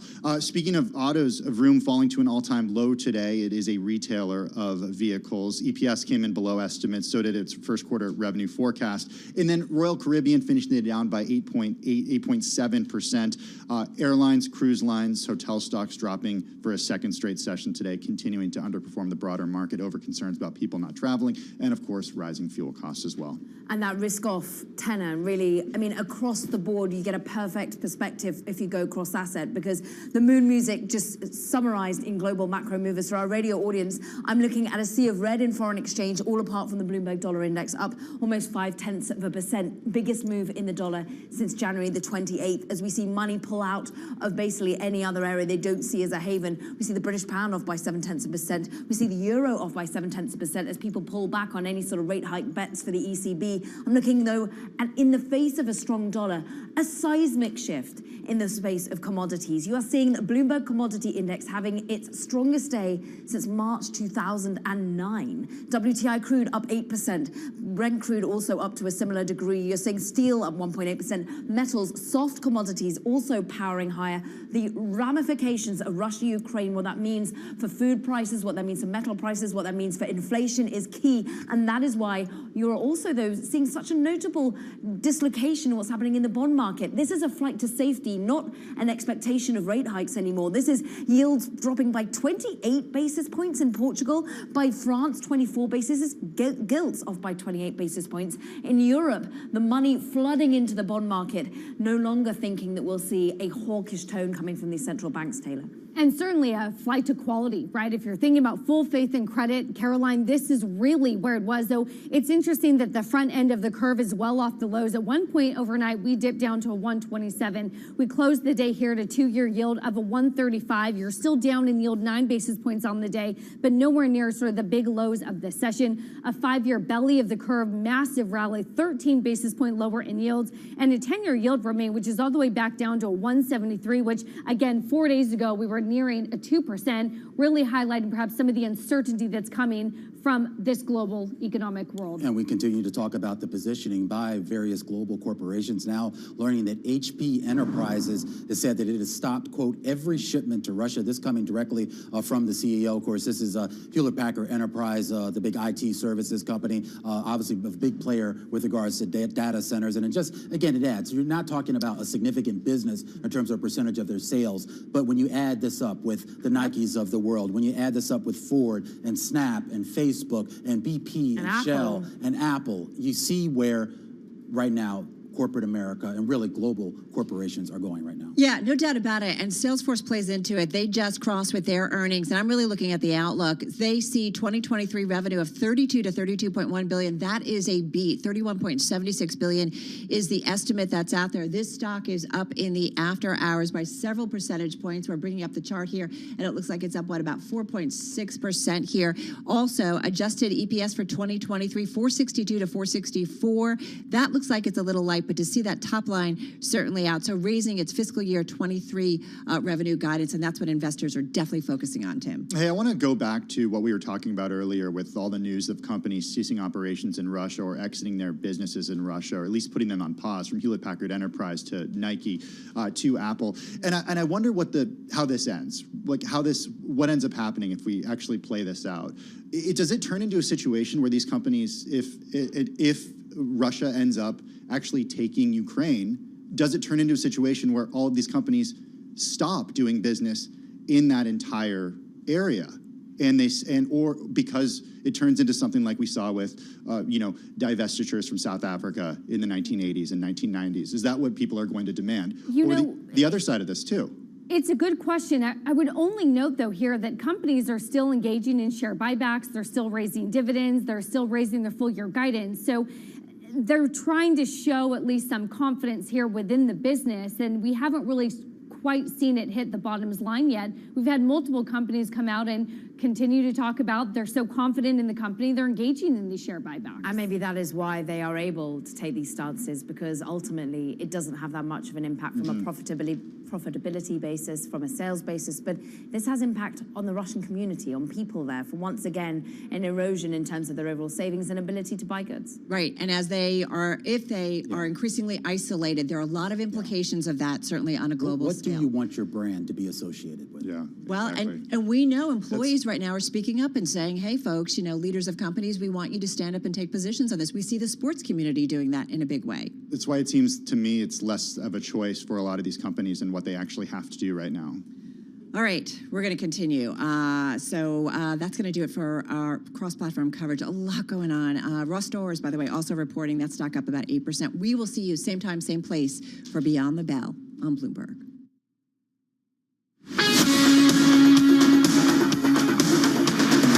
This is Bloomberg Business Week with Carol Messer and Bloomberg Quick Takes Tim Stenovic on Bloomberg Radio. From New York City to Washington, D.C., for a check of the latest world and national news, here's Nancy Lyons. Thanks, Tim. Russia says it will press forward with its invasion of Ukraine until its goals are met. Russian troops are moving in a large convoy toward the capital, Kyiv. Russian President Vladimir Putin has put his tactical nuclear weapons on high alert as the fighting continues. But NATO Secretary General Jens Stoltenberg says the defensive alliance will not match Russia on that front. We will do what is needed to protect all allies, but we will not further escalate the tensions. So therefore we have maintained the same alert level of our nuclear forces. Stoltenberg says everything must be done to keep the conflict from escalating.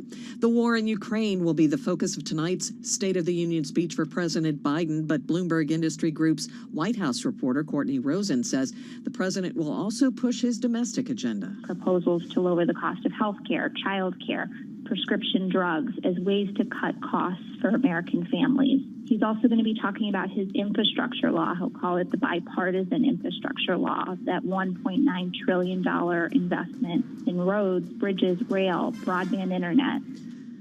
Our coverage of the State of the Union starts tonight at 8:30 Wall Street time on Bloomberg Radio and Television. Global news 24 hours a day, on air and on Bloomberg Quick Take, powered by more than 2,700 journalists and analysts in more than 120 countries.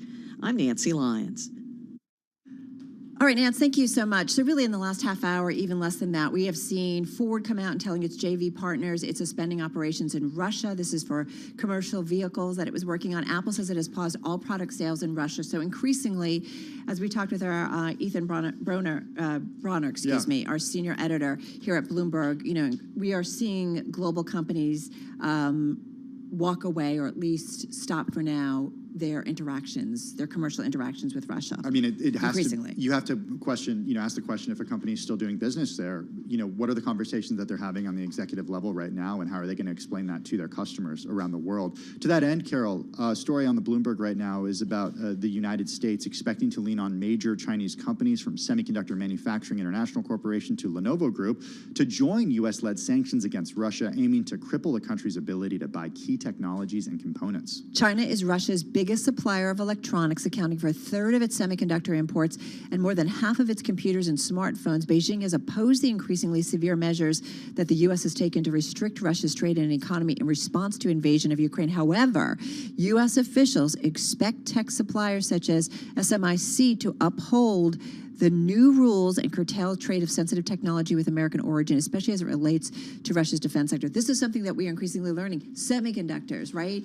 IT, there's a lot happening in that part of the world. Yeah, any items produced with certain U.S. inputs, including American software and designs, are subject to the ban, even if they are made overseas, a U.S. official told Bloomberg News on Monday.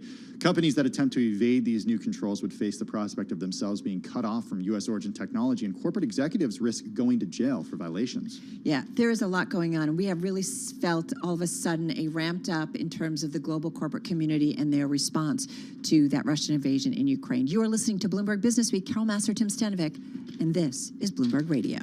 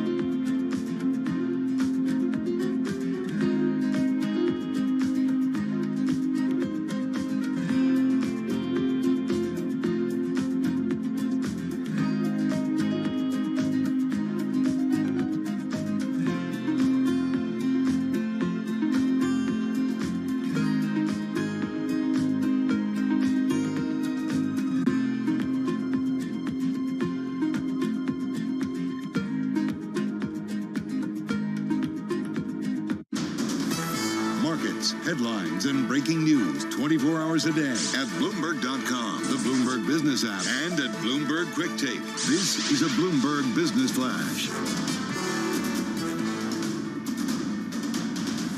From Bloomberg World Headquarters, I'm Charlie Pellet. A number of after-the-bell earnings reports. Hewlett-Packard Enterprise is increasing its annual profit forecast amid strong demand for the hardware maker's products, especially tools to process data at the point of origination. Salesforce.com, they're based in San Francisco, out with revenue for the first quarter, and its guidance beat the average analyst estimate. After ours, Salesforce up by 3.4%. Ford Motor Company saying it is suspending operations in Russia, joining companies across the world in pulling back following the country's invasion of Ukraine. Stocks drop as oil trades around $105, fueling inflation fears. West Texas Intermediate crude 105.17, up today by 9.8%. Brent up today by 8.6%, 106.36 for a barrel of Brent. 10-year up 30 seconds, 10-year yield 1.72%. Spot gold up 1.9%, 19.44 the ounce. Bitcoin up 5.5%, 43,952 on Bitcoin. Stocks lower across the board, with the S&P tumbling 67 points, down another 1.5%. The Dow down 597, down another 1.8%. Nasdaq down 218, a drop of 1.6%. I'm Charlie Pellet. That is a Bloomberg Business Flash. Thank you so much for that update, Charlie Pellet. Well, President Biden is set to give his State of the Union address at 9 p.m. Washington time tonight, and it does come at a critical time for him. Views of the president hitting new lows. His approval rating has wilted to just over 40%. That's according to an analysis of polls by 538. And surveys show less than one-third of Americans think the country is headed in the right direction. Joining us now to help us understand the task ahead for President Biden is Jody Schneider, political news director for Bloomberg Television and Radio. She's with me in the Bloomberg Interactive Broker studio. Jody, so if you think back to, how long the president and his speechwriting staff have been preparing for this, what we know so far is that the president was set to focus on what his administration is doing for rising prices for American consumers, him battling the coronavirus pandemic and what the administration has done there. But now suddenly Russia has attacked Ukraine and geopolitics is in the spotlight. If you're a speechwriter, are you ripping up the script? That's right. They're on deadline. They're more like journalists now than speechwriters. They get where we live. They really have had to, in the last week, since the invasion of Ukraine by Russia, really rip this up. And not only the facts, what he wants to focus on, and the president, we're told, is going to focus a great deal on what this means for the world and how this is an important moment for the world to stand up for democracy and the allies to remain united. That's going to be a big part of his speech. But also the tone, because you have to have a sober tone. We've seen, all these images of the attack in Ukraine, but also all these refugees now heading to the border. And Americans, really feeling very strongly about this and responding. And it would be a much different speech had this not been occurring. But he needs to do this, and he also needs to project confidence and competence and a sense of optimism despite the sobering moment. So it's a tough balancing act. Those speechwriters have their work cut out for them. Well, traditionally, presidents invite guests to the State of the Union, and we did learn today, our own Justin Sink writing, that President has invited the Ukrainian ambassador to the State of the Union speech tonight. Oksana Markarova is joining First Lady Jill Biden and Second Gentleman Douglas Emhoff in a box that's traditionally reserved for individuals, and she'll likely be recognized by the president tonight. Talk to me about the symbolism there. Yeah, that's an important, Ronald Reagan started this tradition of having guests in the box, and often they are, and sitting with the First Lady, and often they are people who have been in the news in one form or another, someone they want to celebrate. I think they have a teenager coming tonight who's done some work on diabetes, for instance, that, they like to do those kinds of stories. But certainly having the ambassador, who we've had on the airwaves on Bloomberg recently, there will really really send a message that the U.S. is standing with Ukraine, and this will underscore the remarks that the president is going to make about the challenge there, but about the determination of the U.S.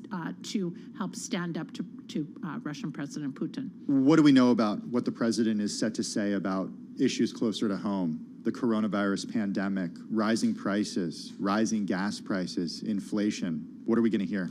Yeah, so this is another tough balancing act he has to really pull off tonight, because while at the same time, a year ago his speech, and it wasn't the State of the Union because it was just a few months into his presidency, was about, this is, after this terrible pandemic, we're going to get vaccinated, I'm going to take you out of this.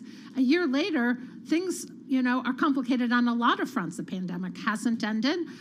We haven't, we've seen prices rise. While employment's risen, prices are really rising, and it's affecting most Americans. Some, it's affecting in significant ways. And rising gas prices now, because of the geopolitical strains, are going, they're going up even more. So he has to address all that while at the same time trying to showcase some of the domestic achievements he's had, notably the infrastructure bill that was passed last year. There's typically that moment when the president walks in and, well, it's been all he's at this point, but he has shaken the hands of all the Supreme Court justices, which brings me to Ketanji Brown Jackson. What role do we expect her to play tonight, or his mention of her? Does she play a part?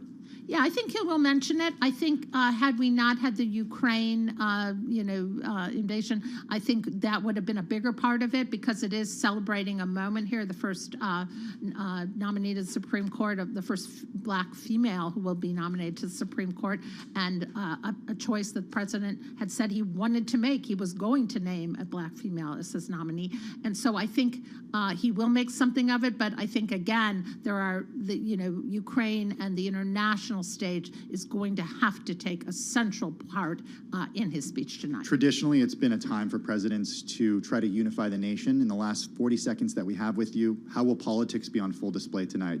We've heard some Republicans won't be attending? That's right, and the mask, we'll see some people with the mask, some people not.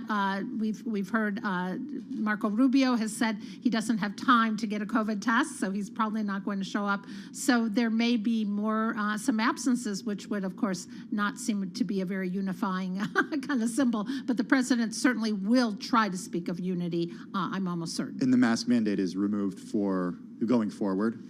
It appears to be so. So watching the mask tonight will be interesting. We've been asking guests on Balance of Power this week whether they will wear masks. Some have said they will, some have said they won't. All right, Jody Schneider is political news and radio. She's with me in the Bloomberg Interactive Broker Studio. Bloomberg TV, radio, and Quick Take will have live coverage of President Biden's address and the GOP response. It begins at 8:30 p.m. Wall Street time tonight. You're listening to Bloomberg Radio. This is Bloomberg.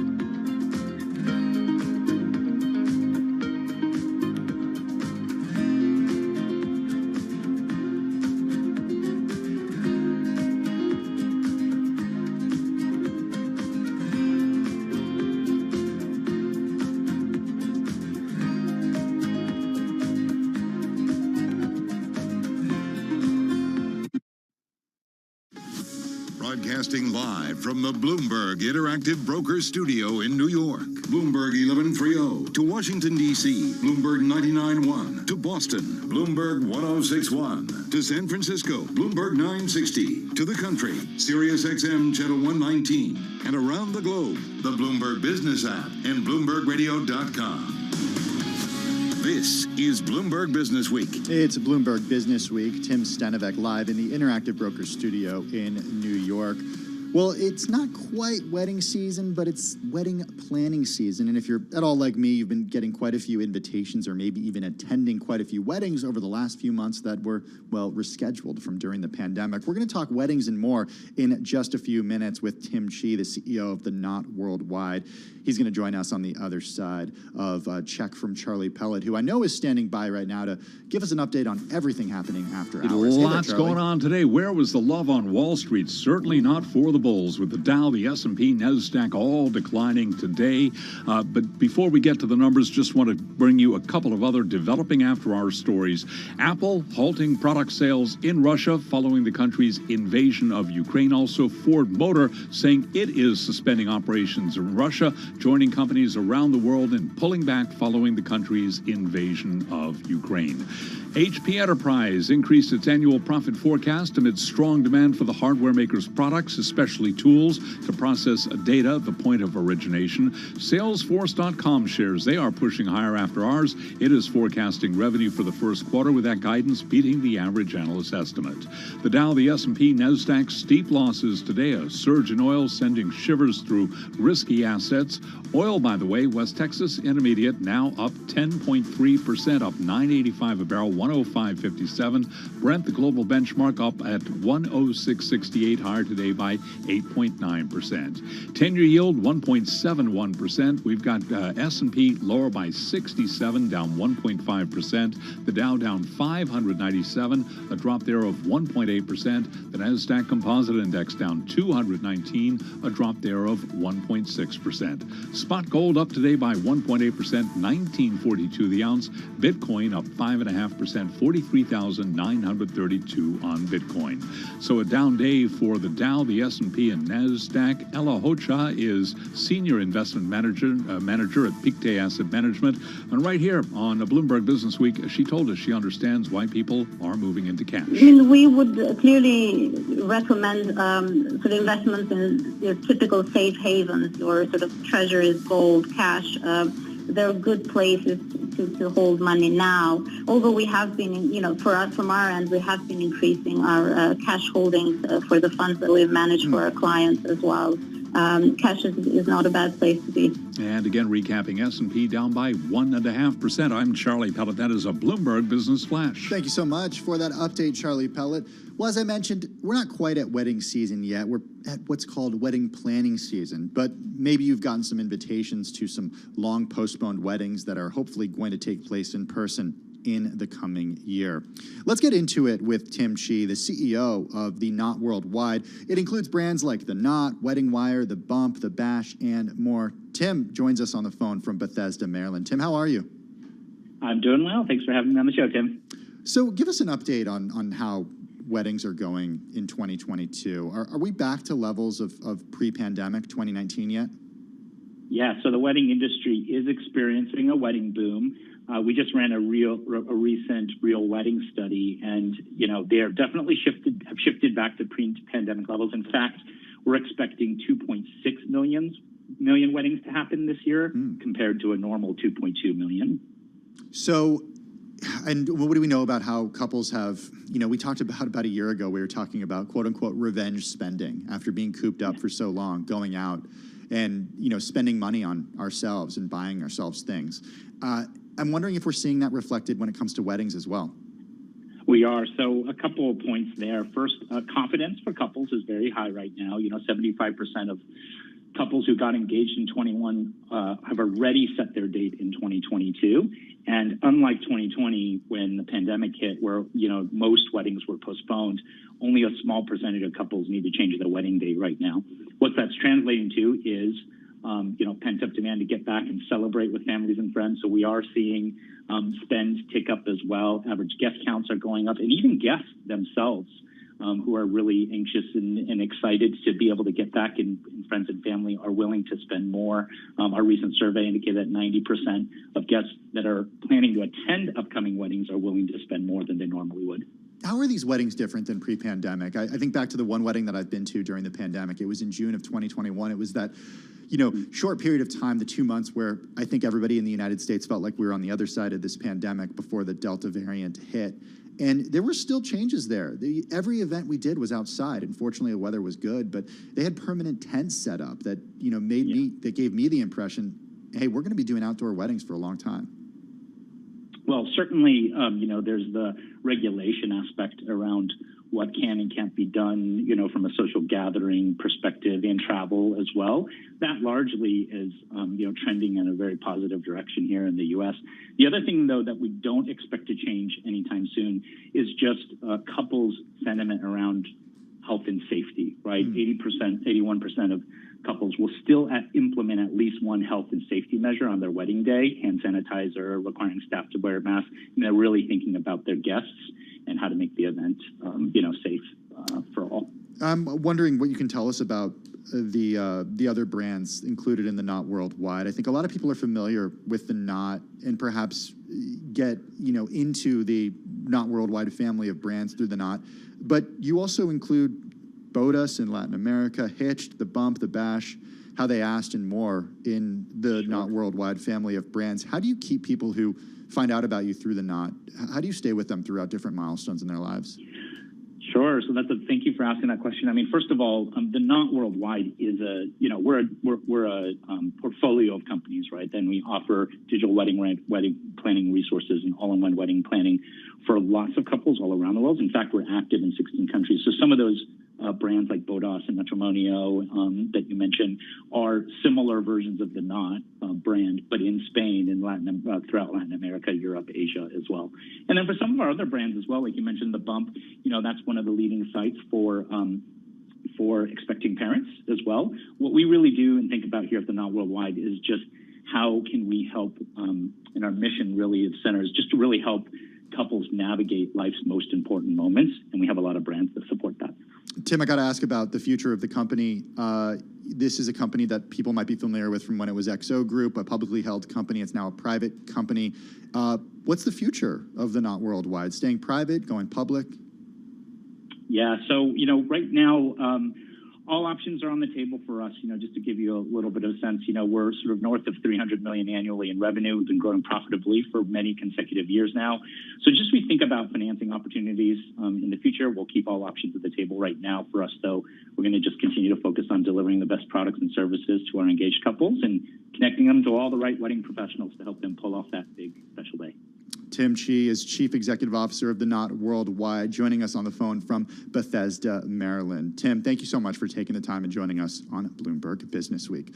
Let's head from New York to Washington, D.C. for a check of the latest world and national news. Nancy Lyons is standing by. Hey, Nance. Thanks, Tim. Russian forces are not easing up in Ukraine and are targeting populated urban areas like the capital Kyiv and the country's second largest city, Kharkiv. Ukraine's President Volodymyr Zelensky says no one will forget Moscow's blatant campaign of terror. Earlier in the day, U.S. Secretary of State Antony Blinken warned of a humanitarian crisis if Russia continues what he describes as its premeditated, unprovoked, and unjustified attack on Ukraine. He's questioning whether Russia should even be allowed to stay on the UN Human Rights Council. One can reasonably ask whether a UN member state that tries to take over another UN member state while committing horrific human rights abuses and causing massive humanitarian suffering should be allowed to remain on this council. Secretary of State Blinken told other members of the council the violations of human rights are mounting by the hour. Russian Foreign Minister Sergei Lavrov also spoke to the Human Rights Council, prompting about 100 diplomats to walk out, led by Ukraine's ambassador. President Biden will be giving his first State of the Union speech tonight, and Russia's aggression is expected to be a new feature of the address. Senate Minority Leader Mitch McConnell today gave a pre-buttal on what President Biden will say. I think there's broad support for the president and what he's doing now. Our biggest complaint is what took him so long. McConnell says leveling the sanctions earlier might have deterred Russian aggression. President Biden is also expected to highlight the improving outlook on the coronavirus and the need to lower costs for families facing rising inflation. Global news 24 hours a day on air and on Bloomberg Quick Take, powered by more than 2,700 journalists and analysts in more than 120 countries. Thank you so much for that update, Nancy Lyons. Well, some 1,700 Ukrainian students are enrolled in U.S. universities. Watching the attack on their homeland is particularly wrenching from afar. Bloomberg's Janet Wu sat down with Boston University senior Masha Lazu.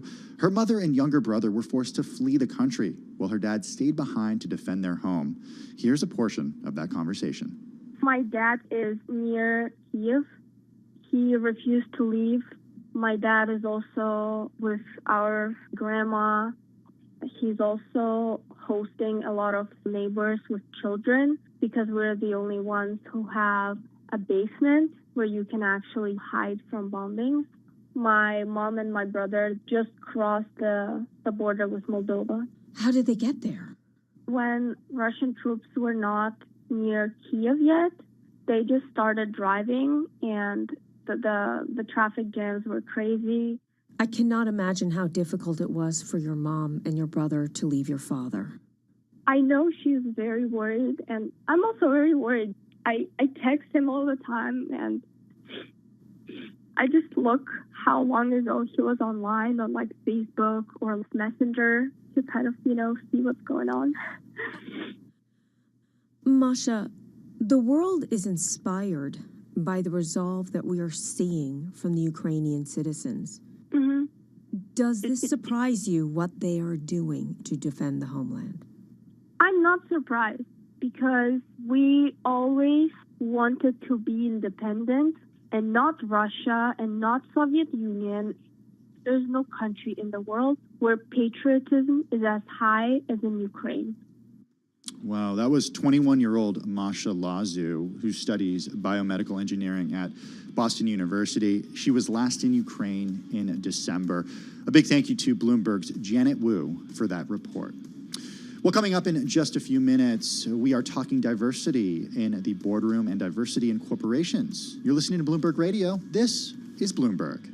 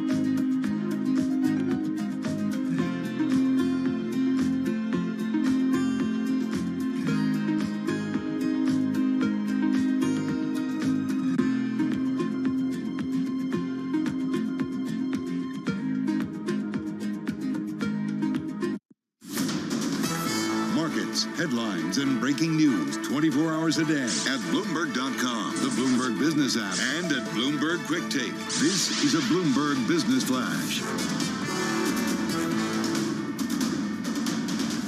From Bloomberg World Headquarters, I'm Charlie Pellet. After the bell, we heard from Salesforce.com. They are based in San Francisco. Salesforce delivering a forecast for quarterly and annual revenue that did exceed analyst estimates as the leader in customer relations software further integrates Slack and expands its product line after hours. Shares of Salesforce up by 4%. Hewlett-Packard Enterprise is increasing its annual profit forecast amid strong demand for the hardware maker's products, especially tools to process data at the point of origination. After hours, HPE up by 1.8%. Apple halting product sales in Russia following the country's invasion of Ukraine, saying the company, quote, stands with all of the people who are suffering as a result of the violence. After hours, Apple down by 1.1%. The Dow, the S&P, Nasdaq, another day of losses with the S&P down 1.5%, falling 67 points. The Dow down 597, lower by 1.8%. At one point, the Dow was down 784 points. Nasdaq ended with a loss of 219 points, down 1.6%. 10-year yield now 1.70%. Spot gold up 1.8%, 1943 the ounce. West Texas Intermediate crude surging 10.9%, 106.16. Brent up 9.5%, 107.28 a barrel. I'm Charlie Pellet. That is a Bloomberg Business Flash. Thank you so much, Charlie Pellet. Well, there's some good news and some bad news when it comes to the corporate diversity front. The number of S&P 500 seats held by black women actually increased more than 25% in 2021. That's according to ISS Corporate Solutions. It's a data and analytics provider that advises companies on corporate governance and more. The increase for black women is twice the rate for women overall. Still, though, black women hold only 4% of S&P 500 board seat, the data show. And according to Bloomberg data, women overall make up just over 30% of board seats for companies in the S&P 500. So a long way to go to come to parity. Ruchika Tulshan is CEO of Candor. It's a consulting firm that works with organizations on diversity and inclusion. She's also the author of Inclusion on Purpose, an intersectional approach to creating a culture of belonging at work. Ruchika, how are you? I'm well. Thanks so much, Tim, for having me. Yeah, it's really great to have you. I just want to start with the title of the book and get you to explain intersectionality for people who aren't familiar with the term. Yeah, thank you so much. So intersectionality is a concept developed by Professor Kimberly Crenshaw.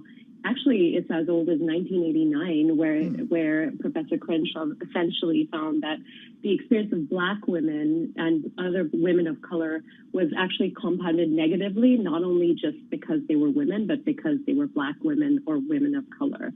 And I think that approach, as we think about creating true inclusion, a workplace where people with various marginalized identities can belong, we cannot separate out how those identities, when they intersect, how they compound and affect the experience of women of color in the workplace. It's so interesting. I didn't know that the term dated back to the 1980s because it's not one that I actually became familiar with until just a few years ago. And it is one that I hear, though, in discussions more and more when it comes to diversity and inclusion. Why did it take so long for intersectionality to become something that more and more people are talking about?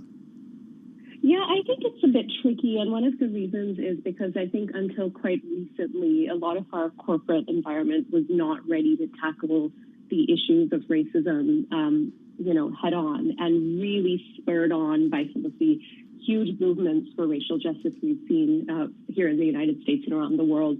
I think there really became a sort of awareness, and I'm so glad that Professor Crenshaw's work is getting the sort of, the highlighting that it deserves, because it's so necessary to take an intersectional approach. I want to talk a little bit about the work that you do at Candor and how it's changed of late. What are you hearing from clients right now in terms of how they want to approach diversity in their organizations? Yeah, great question, Tim. And it's actually kind of alluding to what I talked about earlier. So when I started Candor earlier in 2017, what I found is a lot of organizations at that time, my clients, wanted to talk about diversity, but really only gender diversity.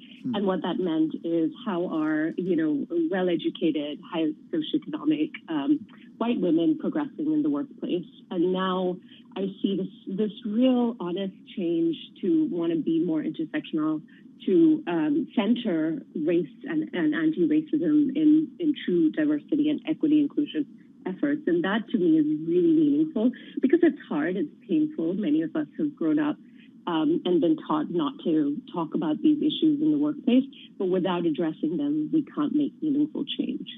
You know, I like to ask this question to people who do work that's similar to yours about working to put yourself out of business. You know, the actual need.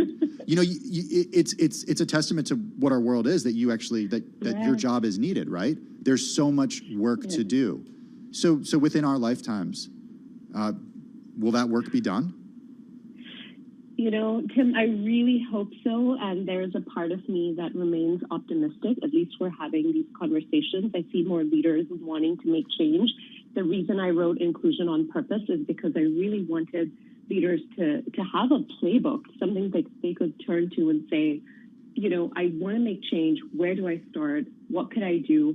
And so I'd like to believe that we have the tools we need to succeed. We just need to be really intentional about it and really take personal action and responsibility for it. So where do people start? Oh, good question. Yeah.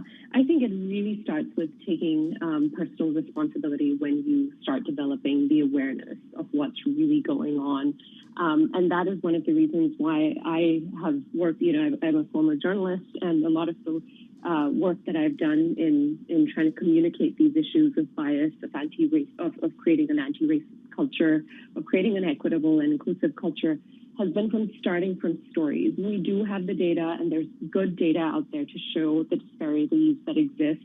Some research finds, for example, you know, you talked about the S&P representation. A lot of the C-suite currently, the gains made for women have been actually white women, and women of color are less than 4% of the C-suite representation in corporate America today. So we know that there's a lot of work to be done. Where I find that where we are able to really make changes when we listen to those stories, when we learn to empathize with those stories, really try and seek them out. What does it look like? What does it feel like? What does it really look like to have an inclusive environment in practice? And that requires laying down our defenses, getting really, really okay with getting uncomfortable, and then moving to make change. So that's really where I would start. We know that diverse teams perform better and create better results. What do you say to people to motivate them to really put down those defenses? Because I think that can be challenging even for some of the best leaders out there. You know, the data that doesn't get talked about nearly enough is that, yes, diverse teams, when harnessed properly, really do outperform more homogenous teams. But the reality is this work is hard. It creates conflict. If you really want an inclusive team, it can be uncomfortable, especially for a lot of people who have never worked with or meaningfully interacted with people who are different than them. But the reality is it also makes you, as an individual, it makes you smarter, it makes you better prepared, it makes you more productive. I mean, there is a good amount of data out there. But at the end of it, at the very core of it, it's the right thing to do, right? It is the right to, and I spent a lot of the early part of this work convincing folks around the data and that it's good for you, it's good for business, it's all of that. At the end of it, it's the right thing to do. Inclusion on Purpose, an intersectional approach to creating a culture of belonging at work. Ruchika Tulshan, also the CEO of Candor. Ruchika, thank you so much for joining us on Bloomberg Business Week Radio. Let's get now to Joe Matthew, who I think is planning coverage of a pretty big event tonight. Joe, what's going on? There is something going on tonight. Oh, is there? It's the first State of the Union for Joe Biden. Remembering he did his address to a joint session last year, but they don't call it the State of the Union until you spent a little more time in there. So this is the big one tonight. I don't have to tell you what the issues are. Imagine addressing the nation and the world against the backdrop of a war in Europe, inflation raging, questions about where we're going as a country. It all starts 8:30, special coverage.